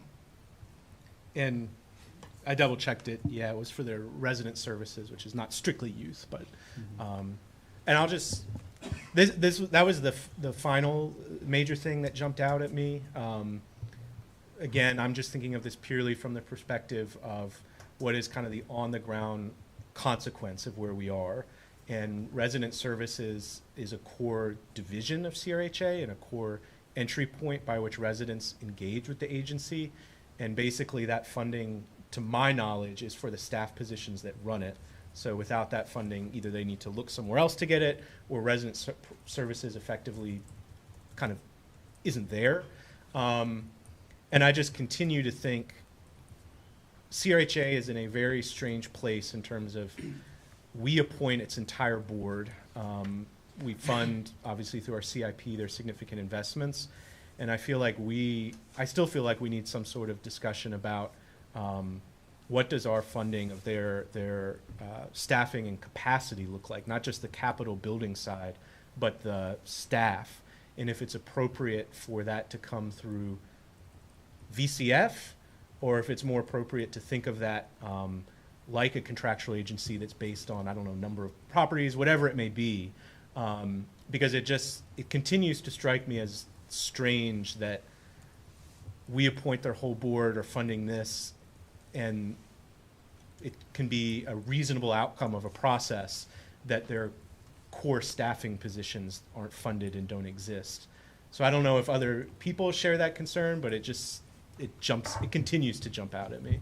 So I'm not sure if I understand what you mean, Mike. Are you saying that they don't have enough staff, or it should be under the city's HR? What are you getting at? You're talking about the actual submission they made in the report, Correct. one of the applications was for, is that City of Promise? No. I'm talking about the Housing Authority made an application for their resident services Page program. 7. Page 7.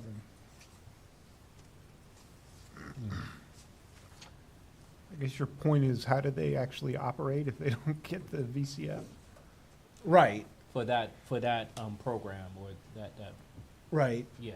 And I guess the question is, if CRHA needs to rely on the city for core staffing, does it make more sense to think about that as a contractual agency or intergovernmental agency rather than a competitive process? And again, CRHA is in a very strange, unique position of us appointing their whole board. No other nonprofit is in that situation, and Don't they get some of their money from the federal government? Do they get a good part of it from the federal government as well? But they give the local control to the... Absolutely. They receive funding from HUD and the federal government. Obviously, every year the amount of that money goes down. Even under the Biden administration, HUD has a explicit agenda of reducing as much public housing as possible and converting it into Section 8 or privatized housing. So I think it's a larger conversation, but I think they find themselves in a difficult situation where they've received a ton of money for capital investments that hasn't really been met with any investment on the people side to increase staff capacity. So if you look at even just the amount of staff per unit compared to our other housing nonprofits like Habitat or Piedmont Housing Alliance, it is dramatically smaller. And this application is just one component of that larger story. So I don't know if I'm making sense. No, but you it's- are. So let me make sure I understand. So this is CRHA's Resident Services Program, provides wraparound care for residents in the form of social programming, economic opportunities, and skills development. So this specific program it sounds like it's part and parcel of the larger work that they do? That's how I understand Okay. it. So, So this isn't like kind of an optional thing that they could sort of do or not? You're saying it's like integrated into their overall operational? that is my understanding of it. This is a program that already exists. These are existing staff positions that are funded. And so this is part of everyday functioning of residents coming in and meeting with those employees to get connected with a variety of things. But The federal government has the expectation that they will always work to invest in their residents. They don't necessarily pay for it. So we leave it to them to find those funds. Well, I would be interested in a further conversation. I don't know, we have to have it now, but I think Michael makes a good point. Maybe this is something that falls under contractual or whatever, Yeah. but.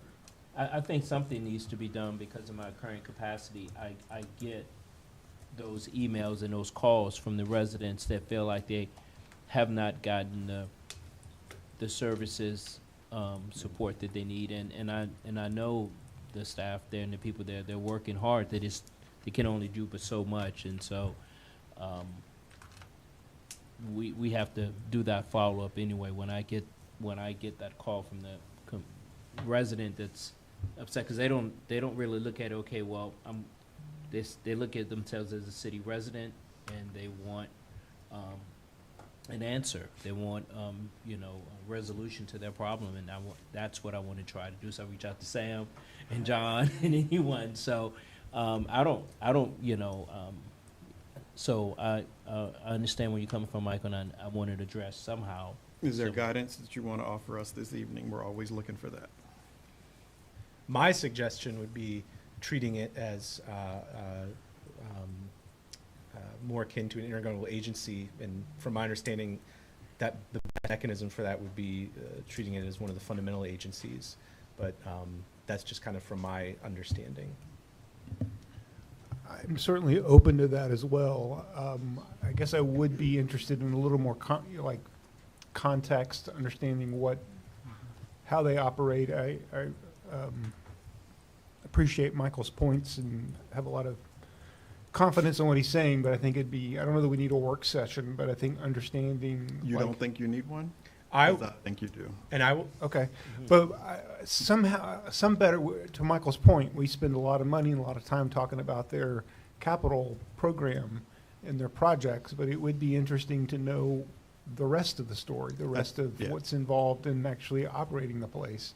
And maybe this connects into FAR as well, and we can say, what is the appropriate, if they have certain needs, certain things they're trying to do, and there's a gap there, rather than have them jump and leap every year to sort of go through the motions, maybe we just need to say, well, this is a real need, and let's meet it. But I would be interested, I feel like, Michael's on the board, so he has more knowledge of the details, but I would be interested in some more discussion. So in the frame of vibrant communities, because that's what we're looking at right now, are you wanting to figure a way to add them to the list to be funded? Or are you just interested in funding this activity? What is it that you're interested in beyond what I just said that I do believe is a work session to discuss the relationship with CRHA? Because I would offer it's a different relationship and a fundamental status is also different. And they then, in a fundamental category, would stand out as different because no one else gets what they get already in the various ways that they do. And all of that, I think, is something that you should be talking about and considering in that regard. Well, the bottom line for me is I think finding some way to fund that request. If it technically VCF or some other pool of money, I don't care. But I think Okay. it should be, it's critical to be funded, and that obviously is beyond VCF and can't really happen in parallel with this budget cycle. But I also agree that we need a work session with CRHA. So, yes, so that, I think that work session can take place now. I got it. Right. I'll But figure it I out. think it's for this year, I think that I would like to see it as well, but over the next few weeks, as we have the budget discussion, if you're able to do it, we can talk about where that would come from, what that would look Mhm. like.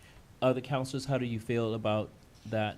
I just want to make sure, because Let's right, come back to that specific yeah, item, because I want to make sure we finish the BCF conversation first.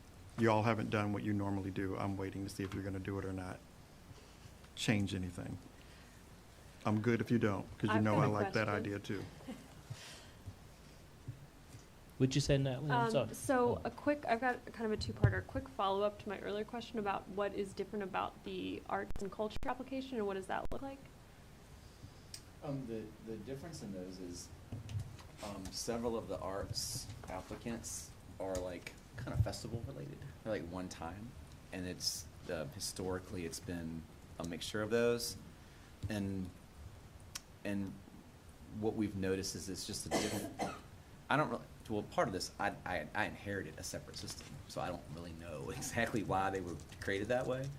I just know that what we've understood is that the way they operate their programs is essentially different. And typically, the general ask is typically lower, honestly, too. It's a different kind of amounts that are being requested from those organizations. And it's been variations of kind of request letters and different things. And I don't know that I'm answering your question very well. I feel like I'm just talking to you, but what I'm trying to explain is that the nature of the applications are different. They're not as, they just fit a different thing. I don't know. Yeah, Missy, can maybe answer it? I think No, I'm one of really the bad major one. differences is Can't that, do it. the regular competitive Vibrant Community Fund process is gonna ask things about their, outcomes and their beneficiaries and the strategies and an evidence-based way that they operate their thing. And so in the arts and culture community, like I said, sometimes it's one-time funds or it's part of their operations, but there's no outcomes. There's no I guarantee I'm going to serve 200 kids and they're gonna successfully complete this program, right? There's no way to there's no metrics. Right. And that's a large chunk of what the reviewers evaluate their scores is this organization effective at what they say they're gonna do? So it's a little bit more streamlined and it's more about what is it that you offer, what is it that your mission vision, and what is this dollar amount gonna go for? And like I said, it's usually around the $15,000 range as opposed to maybe a more hefty operational budget Got it, okay. for staff salaries and rent and things like that. I want to add 2 quick points to that, might clarify it a little bit more. As you said, the other thing too, a lot of the arts organizations also report on how they bring in revenue.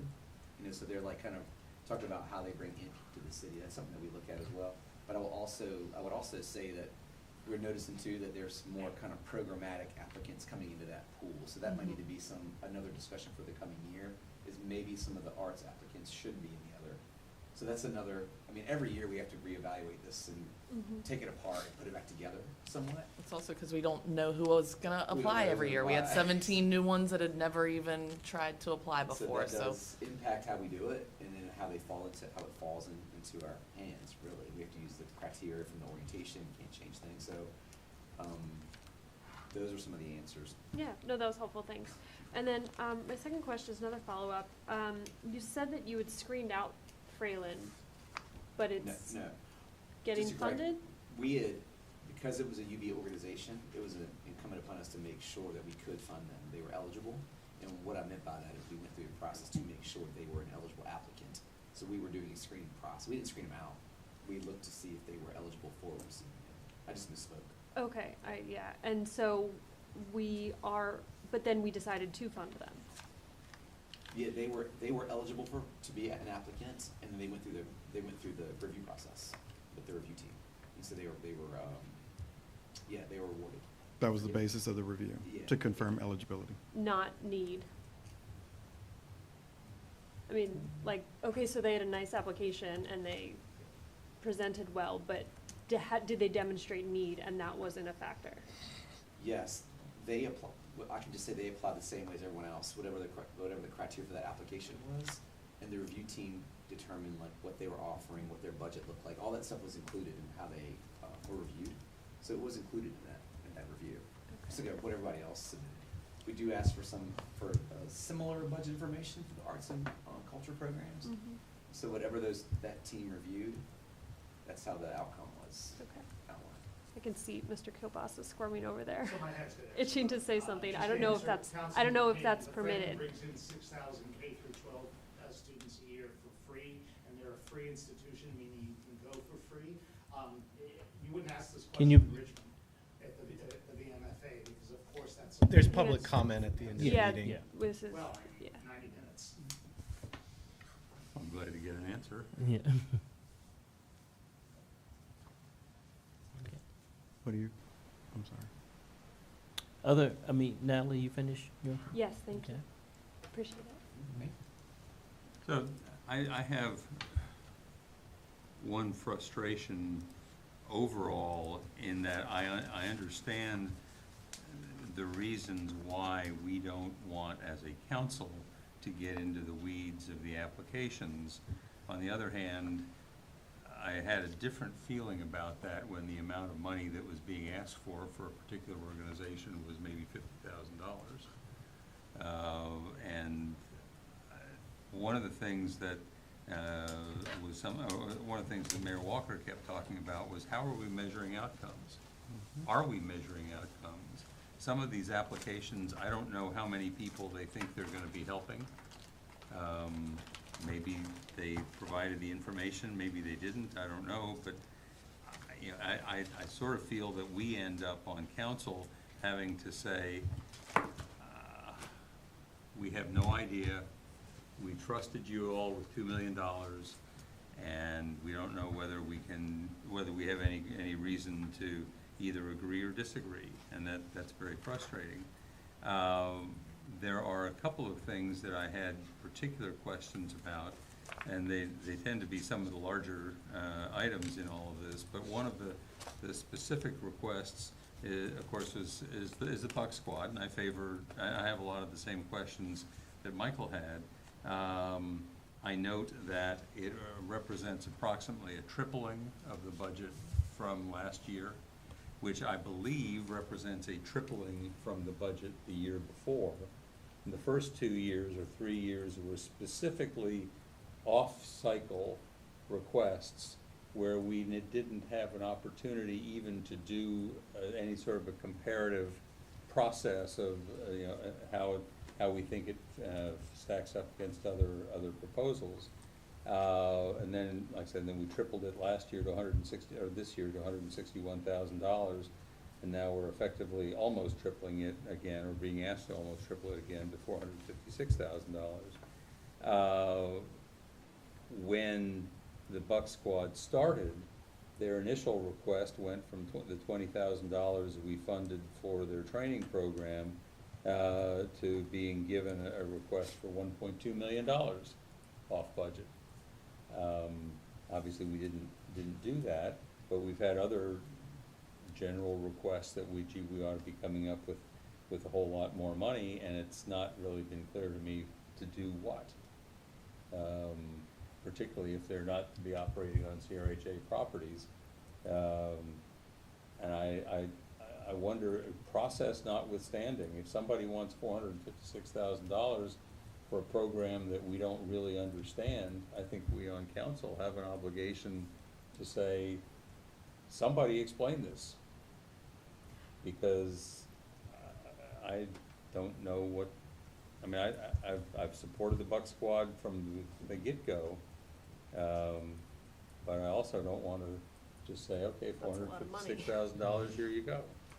So that's my first problem, that I pointed out in a memo I sent to other folks on council, a couple of other concerns. One is the concern that I have about the money that is being considered here for the Jefferson School. $60,000 is not that much money, and I'm not going to get all that upset about it. But what I really want to do, and this is something we have talked about on council for at least 3 years, is to try to figure out what our ongoing obligations to the Jefferson School are. We underwrite, or maybe even flat out forgive their rent, $200,000 a year. We have various other connections that we've got to to the Jefferson School Foundation, the building itself, that we've never really kind of unraveled. And just seeing that made me think, you know, how many other connections are we gonna have before we decide we're really gonna figure this thing out? And it's not something we're gonna decide tonight, but it's something that I think if you're looking for other things to talk about, other work sessions to be had down the way, or other negotiations to be had along the way, particularly at a time where if the budget, the state budget goes through, the Jefferson School African American Heritage Center will be getting $500,000 a year for 2 years. I think there's some, that's an organization that we have subsidized to a significant degree, and I don't know what the long-term plan is there either. I mean, for a while, we weren't even allowed to have a representative, although the contract calls for us to have a representative on the board, I guess, of the foundation. They took the position that it had to be the city manager, and therefore an interim city manager wouldn't qualify, and therefore they wouldn't talk to us. And I think these are some things that we need to try to figure out too. Yeah, Sam and I talked about that this morning, and we're going to be looking into that, because apparently it's not, I guess, part of the contract that we are part of that whoever city manager is on the committee, but we're seeing what we can do about it. It is something that I've discussed with Sam, and we are going to make it a higher priority this year to try to address. Yeah, I've been on council this is going into my 3rd year, and it seems like every Yeah. year, every 6 months, we have this conversation, and I support what they do. I think it's great work, but I would like some clarity on the overall financial exposure we have in at this point, not a long-term, like an immediate plan on how they plan to manage their budget going forward, because I feel like we have this conversation every 6 months or 2 years, or every 6 months or a year. I'd like to make a quick point, which is it seems like, yes, we're going through and we're looking at what can be very small amounts of money, but they add up. And so like Piedmont Casa is getting 6,000 and they asked for 10, so they're 4 short. Loaves and Fishes asked for 50 and they're getting 40, so they're 10 short. And so together, that's 14,000 that could go toward these 2 groups that, you know, take that out of 465. Are they gonna notice? Like, what is the 465 going to that we couldn't pull a little bit away from them to fully fund these smaller requests? That would be a change to your process. You can do whatever you want to do, but that would be a change. So if that's what you're interested in doing, I think what we would have to do is go back and pull together a lot more information in the form of a more expansive briefing so that you better understand the merits of each application, so that you can then judge, because you won't know for sure what impact it'll have. Right, like if we're taking 14 away from them, what Right. can they not do? But Correct. then what could? And we have no sense of, there's no way for us to have a sense of that based on the application. Right. But if there was more detail, I guess we could do that. I guess I'm going to get on my soapbox now.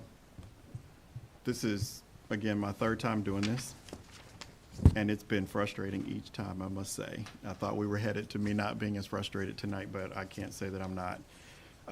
It's better. Okay, if you say so. It's different. Each time it's slightly different, and I think that's the problem. I think what we have not done is, and I've written it here, and we'll debrief with the team in that, it sounds like we probably need a Vibrant Community Fund work session again. And in that work session, what would be helpful, because I don't think anyone has said this to you this way, and I'm the matter-of-fact guy you hired who has always been this way, you're going to have to make some decisions. And when you make those decisions, we will bring you exactly what we believe is the strongest result-oriented response to that when we have that clarity. Each conversation has been a little bit different because it's been tied to the set of results. And that doesn't support a process. that actually undermines the process, and that's the word that I've used with you all before. It is necessary to back away from some of the process, is what you're hearing from the team, if we're going to engage community members to evaluate and then go behind their evaluation and change it. We probably should not really invest that time and energy and waste their time either. Or we should minimize how much of that scope is utilized and leave room for a different aspect of the assessment. I'm not criticizing that. I'm just saying that's what we're trying to protect here. That's what you hear these two folks trying to protect. But what I feel like we are always tempted to do is to then, we're at this table and you're judging if you like what you see or not. And that's hard for this process to support that, because you are reacting to the largest grant award, but we don't have a parameter that prevented that larger grant award from being made. There's nothing that says there's a cap. There's nothing that says that the university nonprofit organization cannot apply. There's nothing that says that CRHA couldn't apply in every single one of the categories if they so choose to do. Those are things that we could implement, and that would take away what I would consider some of the future moments of where this goes off track, because those would be parameters that they would put in the packet, put out in front of the groups. When they review it, they would know, does it apply to me or not? Am I able to apply or not? Or what limits do I have in my request? The fundamental agencies, the choice there is about prioritization.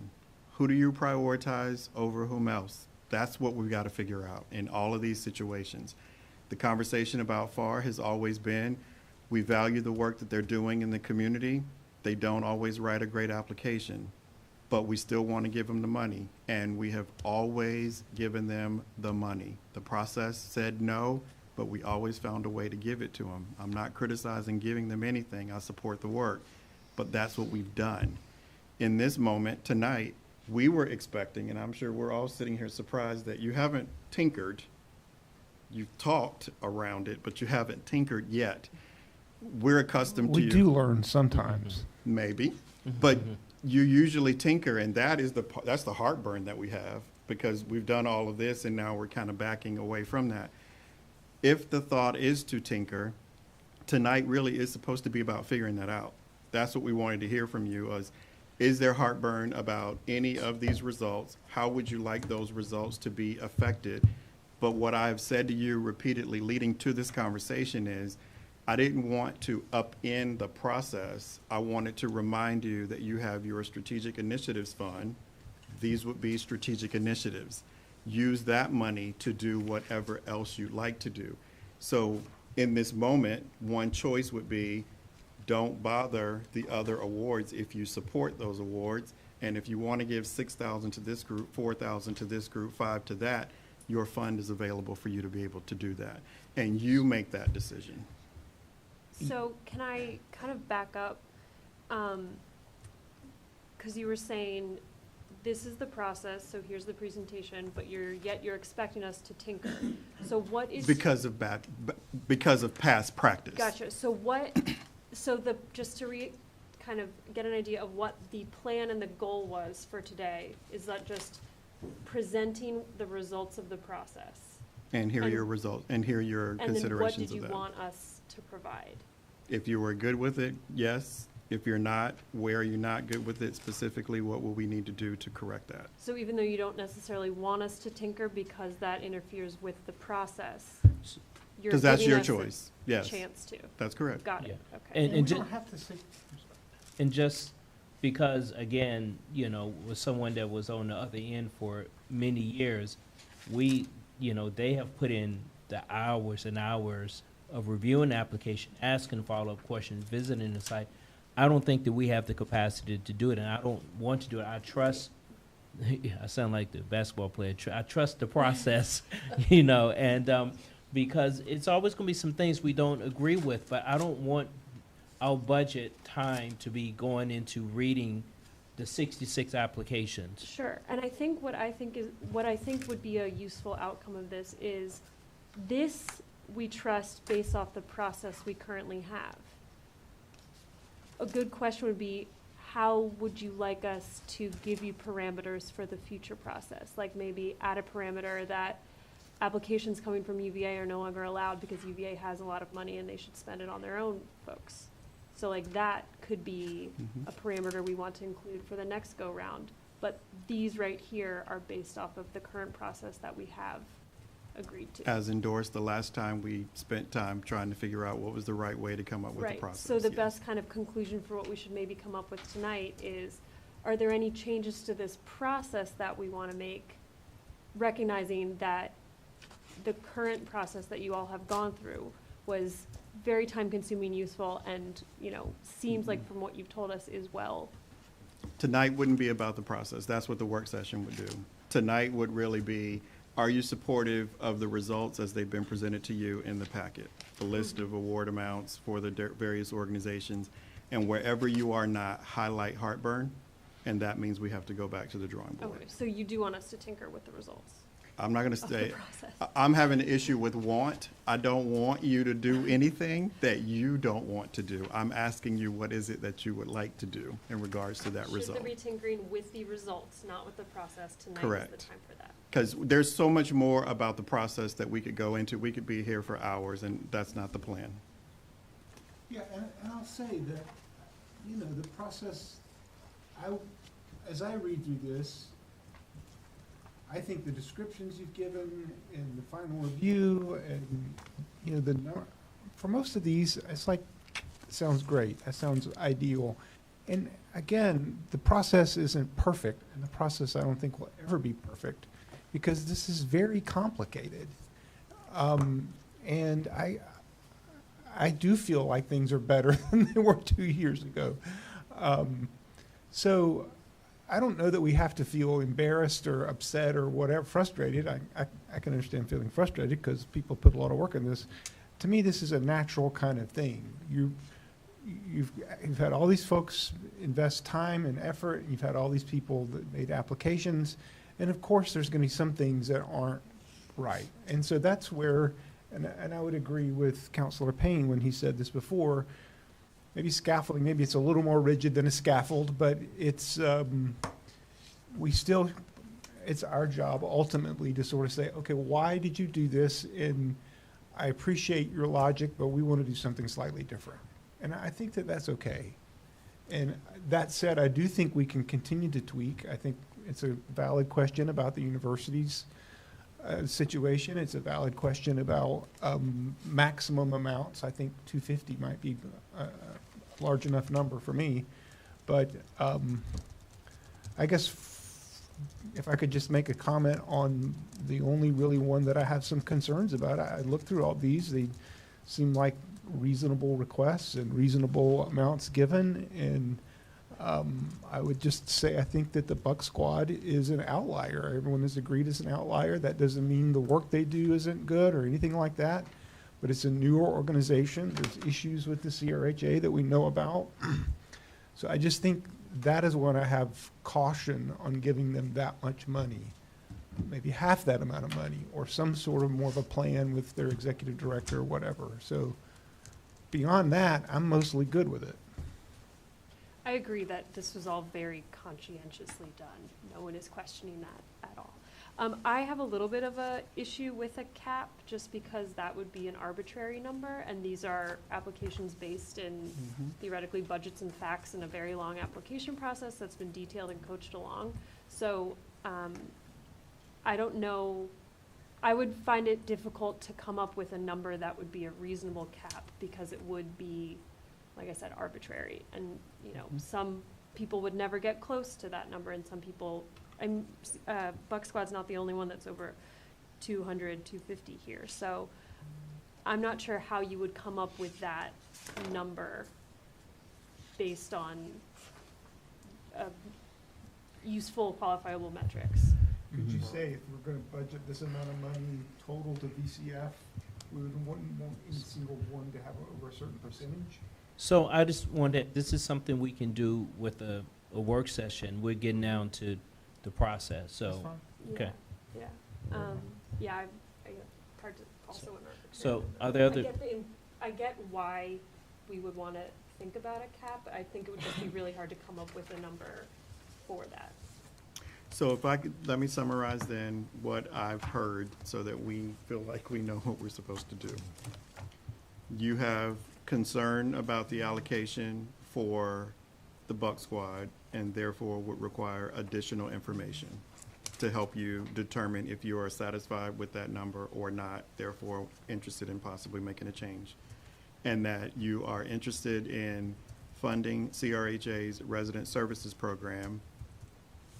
However we determine we do that, which there's two opportunities for doing that. Choosing to move money around inside Vibrant, which I have expressed what I think about that, or using your Strategic Initiatives Fund. The rest of what I'm asking, and that I'm not encouraging you to do anything, I'm asking if you have a desire based on how you have reviewed the list. Is there any other organization that you have any concern over the amount that they are or are not slated to receive, thereby giving us further direction as to what it is that you would be interested in seeing us come back to you with? I had two other programs, the Lighthouse Studio and the Women's Initiatives.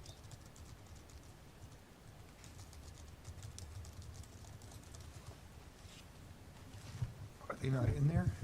They are, but they receive less funding, and I know that, you know, the youth that they work with in the summer, with the program, particularly I'm talking about the Lighthouse Studio, so, they just won't be able to serve as much, and I think that, you know, a few $1,000s more will make a big difference in their outreach.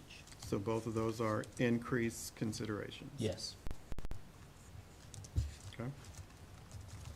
I know it is small, but I would like to reconsider Fralin and any other ones that might be UVA based that don't appear, that's harder to tell, yeah. And I support the arts and worked at Fralin when I was at UVA. It's just, it is a UVA facility. I Okay. have one question, and maybe I'm getting a little bit off of your topic here, but I'm looking at the Vibrant Community Fund handout that was given to us tonight, and it shows a proposed distribution for the Jefferson School African American Heritage Center of $246,990. Does that include the rent? It That's- does. But that's the grant. No, That's not the grant? it's for their rent. It's for the rent that we, the city, covers in the budget. Okay. Because I And the noticed reason that it it's was on done that list last is a little year. bit confusing, and I apologize for that. We've gone back and forth. With an automated system, it is one agency, and so we have to put them on one list or the other. And they are an agency that actually has funding in VCF and is in the city budget as well. Okay. So it gets combined there. Good, 'cause I was Yes. I was looking at this and seeing $60,000. I was looking at this and seeing 246. Got it. Yeah, no, it's like 186,000 for that's the the rent. Right. Mhm. Okay. Okay. That was the one question that was jumping out. No, there's one or two others, and I can't remember right off the top of my head, but that's a little bit of an inconsistency by breaking out Vibrant a little bit separately, because they have to be on one list or the other. Yeah. Go ahead, yeah, please. And I would second the organizations that the mayor had raised, as well as I'm interested in putting Fralin on that list to understand more about what that situation is. And as I've already stated, the largest one that's a concern for me is CRHA. And potentially, I'm curious to learn more about the investments we've made in gun violence prevention as it relates to the Uhuru Foundation and how that just intersects with our VCF process. And I've said it previous years and earlier, but we'll just reiterate it briefly. I do strongly believe it's inherent that this process will just include subjectivity and some level of arbitrariness. I think staff is doing their job by following and honoring a process, but I do believe that council is also doing our job by looking at big picture of what is the concrete impact of some of these decisions and not just saying, we must follow 100% of process. And I do strongly believe that if 90 to 95% of our funding recommendations are still following in line with the recommendations, that is honoring a process and honoring the work of both staff and the community members on that team. And I think no matter what change we make, we're always going to end up tinkering with it because it is inherently subjective. So to unpack what you just said, though, in reference to, you mentioned Uhuru, so they were on the list unfunded. Are you interested in funding them? Is that what you're saying? Potentially correct. I have a quick question. For the groups that, like maybe you've rated as an essential priority or important, but their application is solid or fair, do they get feedback? Like next year, we're looking for this kind of stuff? People can call, and we can, it depends on what the questions are. Typically what I do is I'll share like a screenshot of their kind of score. Yeah. I do it that way because to keep specific names of reviewers off of particular groups. And if anybody wants to come do that, I'll advertise it, and people come in and take advantage of it. Okay, great. Some don't.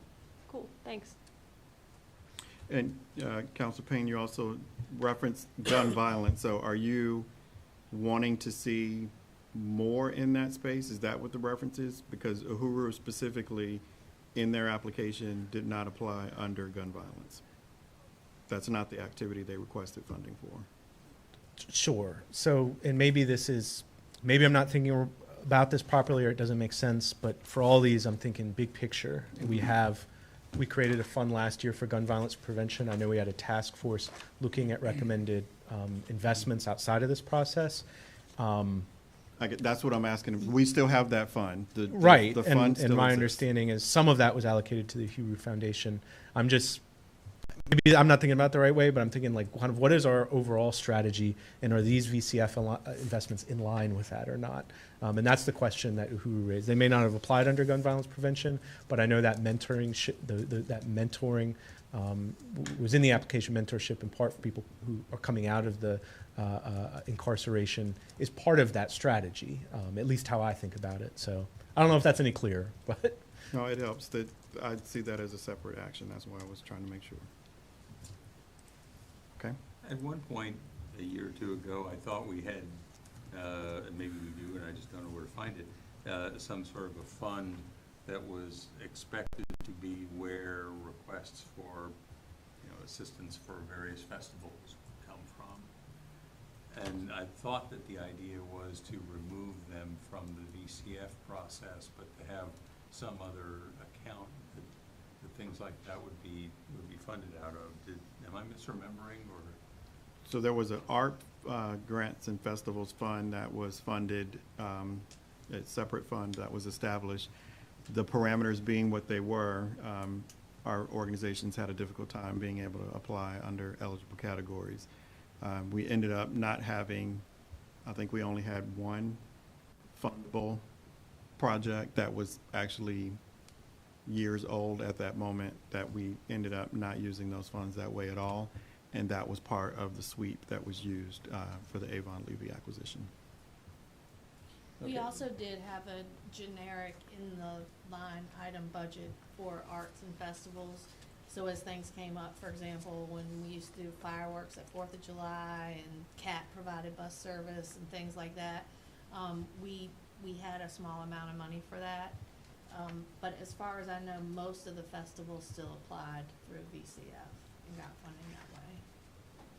I remember having the discussion with Mr. Rogers, which now puts it close to a year and a half ago, about the idea that that we shouldn't have to have folks coming to council saying, give us $10,000 for the festival we want to have next week. Yes. Those requests should come to me. Yeah. Yep. And we have allowed that. I think it's 40,000 in the 25 budget. Okay. I can also say that it's like, not as, it's changing. So it's not as like festival heavy as it used to be. Sometimes it takes time for people to get the message, Sure. So we continue to honor it. We don't just move somebody out, because those are the kind of the outlier things that happen every year. Mm-hmm. Even though we try to do a pretty good campaign to let people know what's going on. so we, we're just not gonna, it's so cold, sorry, but so that is moving in a different direction in terms of being festival related. Which is why we have to look at the arts and culture process anyway, how are we doing, who should be in that category, and those things. The other question, help me understand a little bit, last year we had basically 2.3 million in the Vibrant Community Fund. We've got 2.3 million in the Vibrant Community Fund this year, but we took something 1.3 million out of the process. And so are we effectively committing 3 to 3.6 million to the space that last year was 2.3 million? Yes. That's what I thought. Other questions or comments? And I'll just comment in saying that I share the concern about the Buck Squad largely because I don't know what they're proposing to do.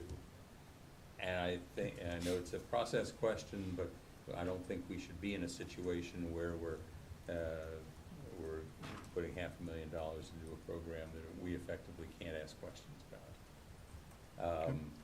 And whether that means, I'm not prepared to say at this point that we should, certainly not going to eliminate them, whether we continue them at some level. I want to know what their plans are. I want to know what they're talking about for tripling the money.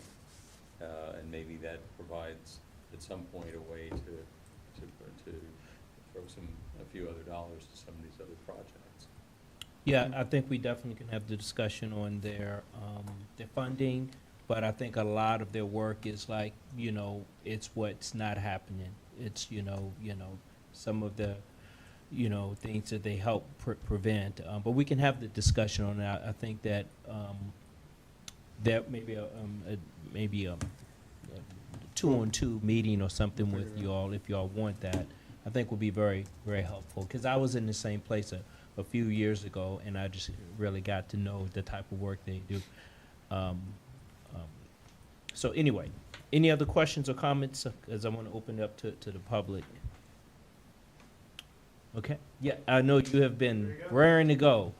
I know you were upset an hour and a half ago, so you were. To the mic, please. There's people online, so it has to be in the microphone. Okay, all right, here you go.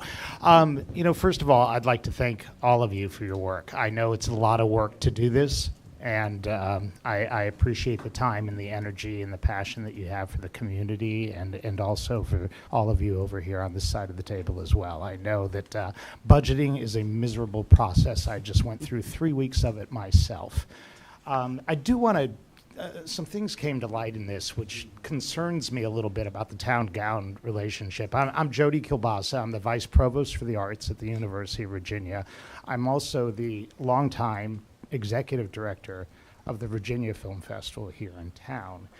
And I think one of the things that concerned me, Councilman Payne, was when you talked about the university having the money and why does the Fralin need it? The university only pays a fraction of the expenses of all of the arts organizations that it has. If you can imagine how many programs there are at the university, in spite of the fact that we have $2 billion and we employ 30,000 people here in Charlottesville, there's a lot of bills to pay. There's a lot of organizations.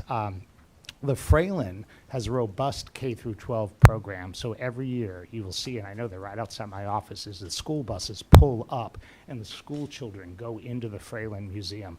They provide that free of charge. The university and the university museums don't charge as well. The Kluge-Ruhe does not as well, so they live off of community donations.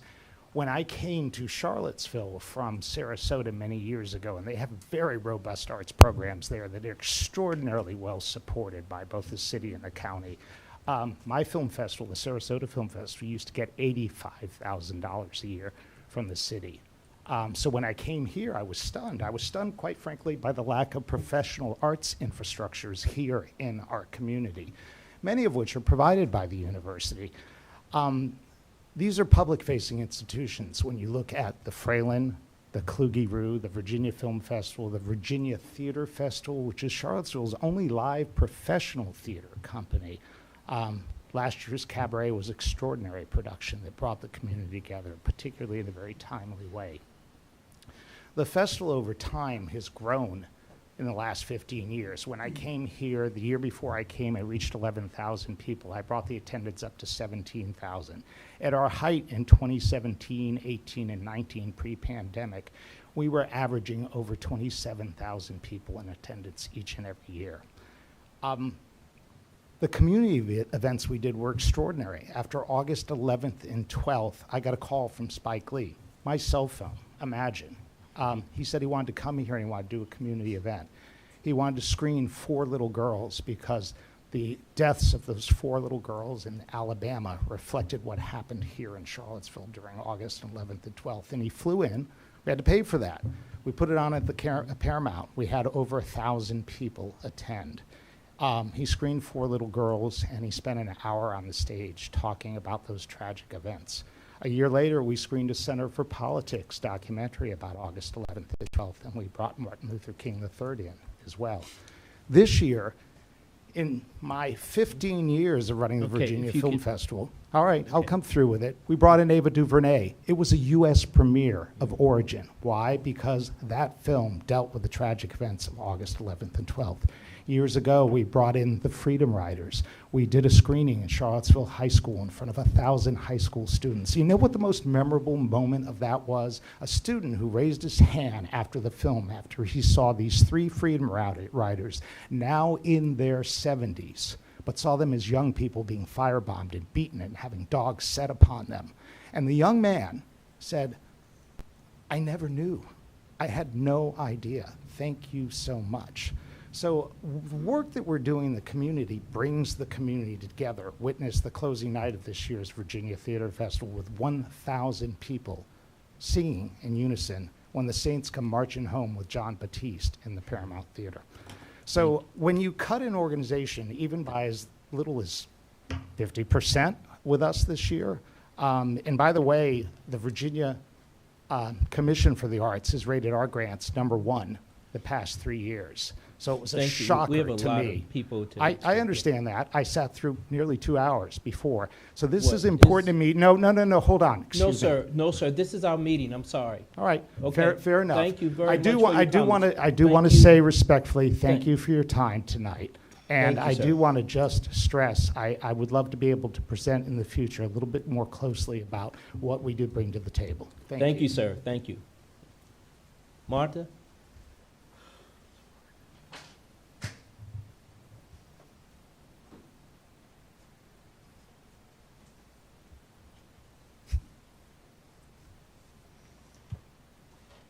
Good evening. I'm Marta Kane, CEO with Java. Wouldn't be a meeting if I didn't get up to say hello. I wanted to thank everybody up here for such a thoughtful process and particularly recognize the relationship we have with Misty and with Ms. Marshall in terms of being aware of seniors, and we appreciate this city's commitment to allow Misty to participate in the Charlottesville Area Alliance. And that really makes a big difference. Her input has been invaluable and support. And that really gets to being an age-friendly community. So I just want to thank you for a commitment to seniors, certainly JABA, and I appreciate your funding, but also showing that commitment broader than just JABA and making sure that we can keep seniors in Charlottesville. I don't want to see people having to move out of Charlottesville. And so the kinds of work that you're doing with transportation, with housing, with other social engagement are wonderful, and I just want to thank you for that. Thank you, Martha. Sir, and then-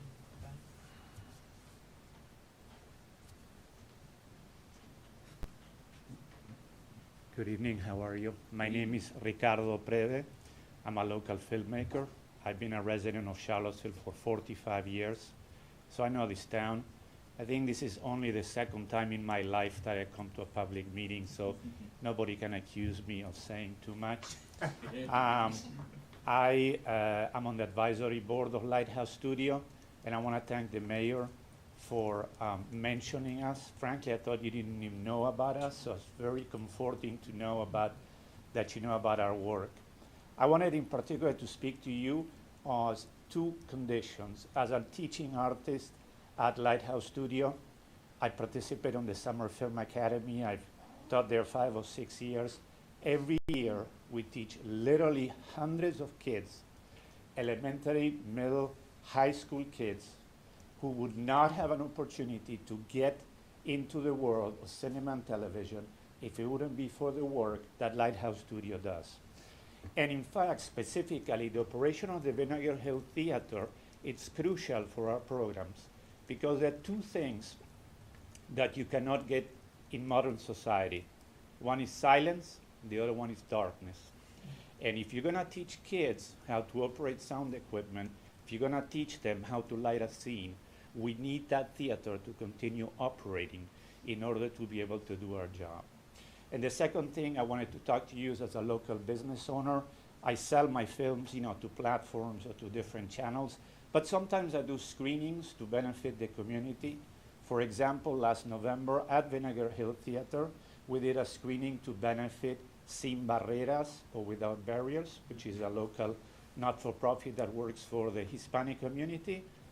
It would have been impossible to do that at a commercial multiplex theater. We have spent all the money we raised on paying them. So Vinegar Hill Theater and Lighthouse Studio was absolutely crucial to get this done. We had over 180 people come and attend that benefit screening. And finally, I would invite you to come sometime to the day when our students graduate from one of their filmmaking courses. We screen their film on the big screen at Vinegar Hill. Their grandparents, their parents, all their families come. We put director's chairs on the front there. They get to sit, they get to answer the questions like real movie stars, and it's a vital part of the cultural growth of this community. Thank you. Thank you very much. Anyone else would like to speak?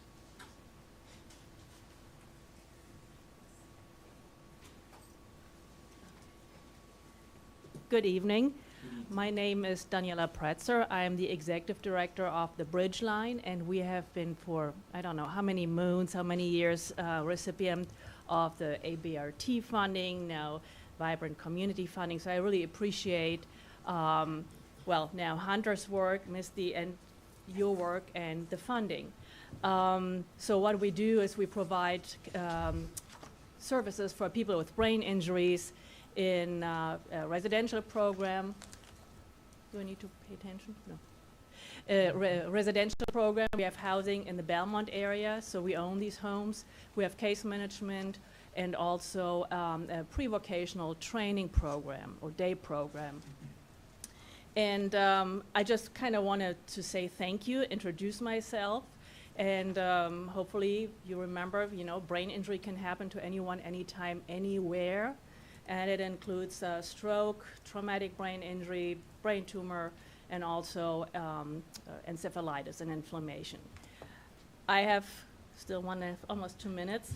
I want to know how do I get on that fundamental agency program, because then I would save Hunter a lot of hours that he has to spend with me. So that's more what I am curious about. And maybe I can talk to somebody. I heard that the, which agency was that the Life Arts had an increase that they didn't ask for because of an increase of real estate taxes. Is that correct? Did I understand that right? It's part of the agreement they have with the city. Okay, okay. I was just wondering, because we pay quite a bit real estate taxes as well. Because of the 2 homes in the Belmont area. And years ago, I've tried to talk to, this was many years ago, how could we as a nonprofit organization not pay real estate taxes, because that's up to the city. And I got the answer from a grants manager at the time, well, you get a ABRT funding, pay your taxes from that. The money we will receive is for mainly our staff. That's our asset. These are the people who provide the services, whom we need to train, whom we need to retain because they provide so great services. So that was a question that I would have for the future. And if there's a particular person I can talk to about that, I'd love to do that. I think that was pretty much it. So I really appreciate your patience and listening. Thank you. Thank you. Please. Good evening. Some of you may remember me from last year when I was the interim director of FAR. That was a 6-month commitment that I made, and I'm now the non-interim director of the Mediation Center of Charlottesville. So I'm back here again, and it's great to see everybody and to be part of the process. And really just came to see if there were any questions that people had about the mediation project that you've just is listed to be funded. We're really excited about. I'm very growth oriented in terms of the mediation, and we're excited about being able to take a process that's been really helpful to couples that are in the divorce process, especially, and build that into something that can handle a lot of other disputes in the community. So this support should really make a difference in terms of what we're able to do, and we want to bring in a whole additional group of mediators who right now are not qualified by the Supreme Court's qualifications involve having a college degree. And we want to be able to bring in community residents who are really committed to their communities and would be really perfect mediators if they had the training and the opportunity. So I just want to thank you for giving us a chance to do that. Thank you very much. Can you say your name, please? Taylor Frome, F-R-O-M-E. Thank you. And you'll be seeing me. Who's next? Yes, please come.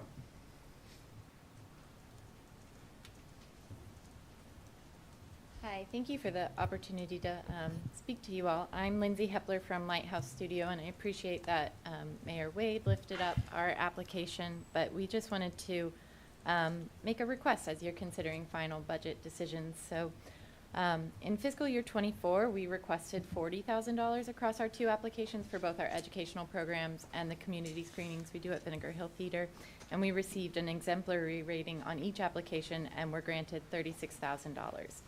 This year, we requested steady funding, that $36,000 across our 2 applications. Prior to the pandemic, Lighthouse used to receive as much as $38,320 consecutively for several years. So we felt like last year achieving that $36,000 was a really good place for us to be. Currently, the Vibrant Community Fund report recommends funding Lighthouse for a total of $22,800, which is a 37% decrease from last year. Our needs have not changed, our programs have not changed, and this reduced amount creates a material financial strain for us. This year, our application was rated as solid and important, and we're looking forward to the feedback we can receive, but at this point, we're not really sure what was different and why we received that different rating this year. And we recognize that the way the process is and with the rating system, you know, perhaps we should have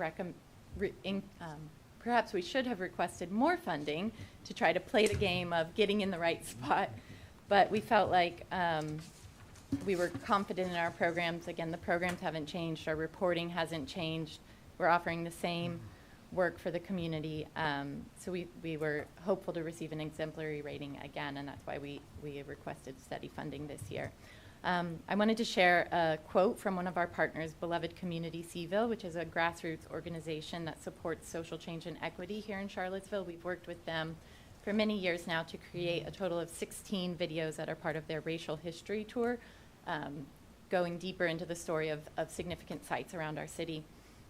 So Elizabeth, the founder and director, said, working with Lighthouse on 16 videos for our racial history tour throughout the city of Charlottesville has been an amazing experience.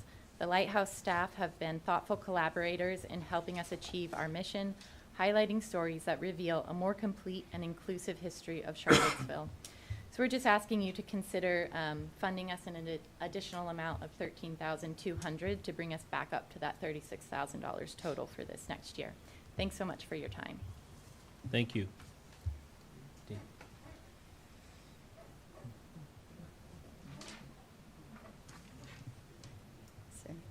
Good evening. I wanted to follow Lindsay. I'm Dina Gould with Lighthouse Studio, And thank you very much for your consideration and time. I have timed this to 3 minutes, so I'm going to read it to make sure I can stay within. I want to share with you some feedback from our partners. In 2023, we worked with 58 community partners, including both schools and nonprofits.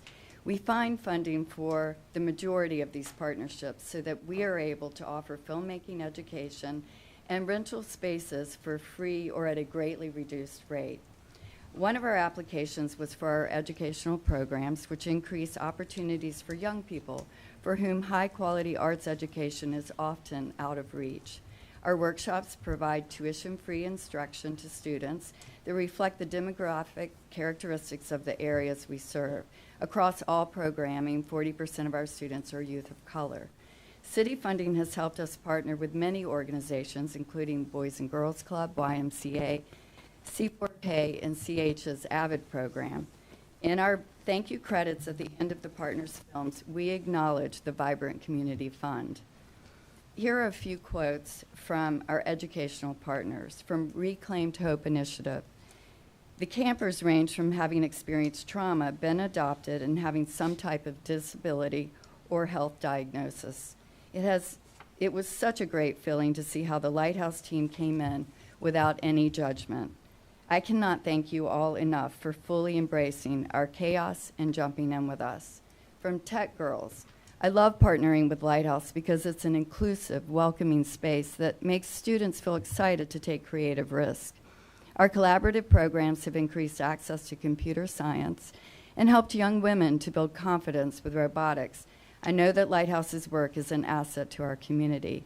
And a highlight from Lugo McGinnis Academy, a film created there by the Lugo students titled Neighborhood Kitchen, has gone on to be accepted to 8 national film festivals, winning 3 awards.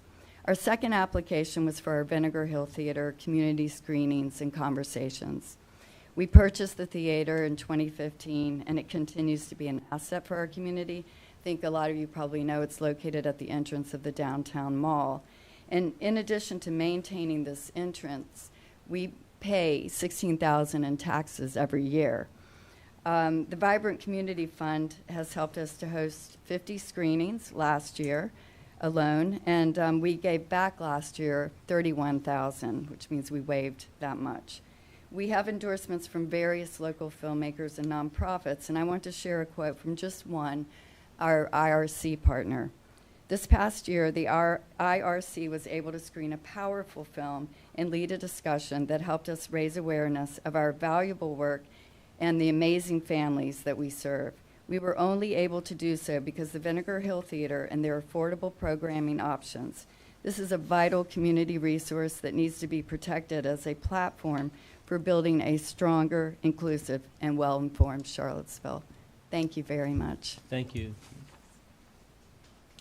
Wes? You?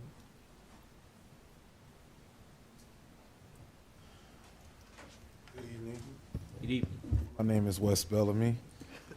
I think this fund started from something that we started with the Equity Fund, and then it turned into the Vibrant Community Fund. So I got a little bit experience in this regard. There's 2 things that come to mind as I'm leaving the Housing Authority meeting. The first thing is that I think in order for us to have more attendance, these meetings may need to move from specifically solely being at City Space into the portions of the community, because I think there's still a great deal of people who aren't aware of the process, and they're not necessarily, they don't have the ability to be able to witness and or participate, because this place for many just still seems uninclusive. And I know that's not the intent, but if you just look around, I think just from even when I was on council, it's kind of the same people who come the same times advocating for the same things. And that's not a disrespect to them. It's just a small observation. The second thing that I want to say very briefly, and they didn't ask me to do this in any capacity, but I did want to speak up for the Uhuru Foundation. And I'm just going to be very candid. I understand that they didn't receive a favorable application. I understand that they wrote for something different. Speaking with the individuals who are the leaders of that organization, I kind of have an understanding of why they are not fond of the process and there's conversations in which I've been having with them about how we can work through some of those issues and challenges. However, I personally will say on record as a person who spends a lot of time in the community, from my personal estimation, there is not an organization within our community who does more specifically to intervene and stop violent acts than the Uhuru Foundation. This is not a disrespect or a slight to anyone.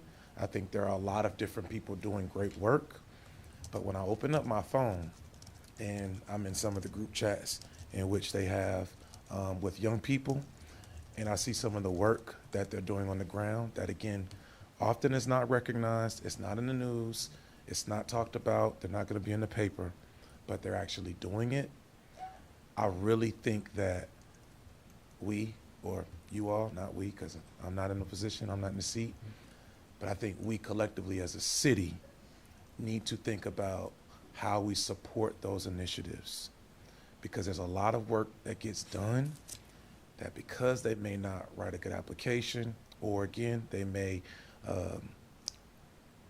not enjoy going through the process, we shouldn't allow process to stop the work from being done if we're truly about healing in the community. So I'll leave it there because I hated when people went over time when I was on. Thank y'all. Thank you. Thanks, Matt. Does anyone else like to speak?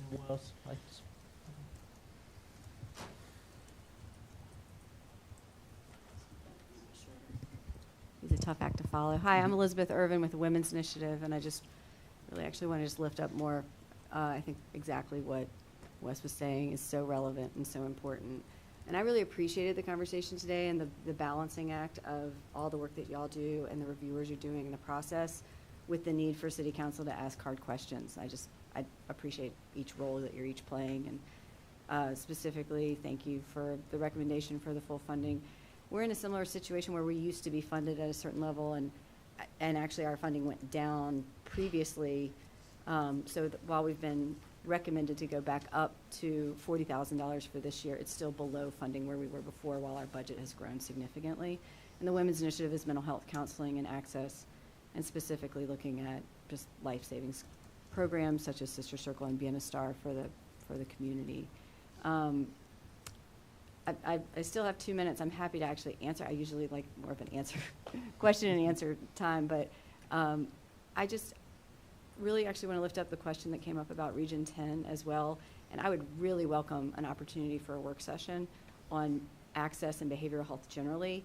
I'm kind of astounded that there wasn't more money. I might want to call Lisa afterwards and be like, hey, this is a great opportunity because there is such need across, whether it's substance abuse, mental health, inpatient, direct. So we have a network of care providers, and I would really love to have a separate conversation at a different time about what we could be doing to more fully address what we're seeing as rising need in that situation as well.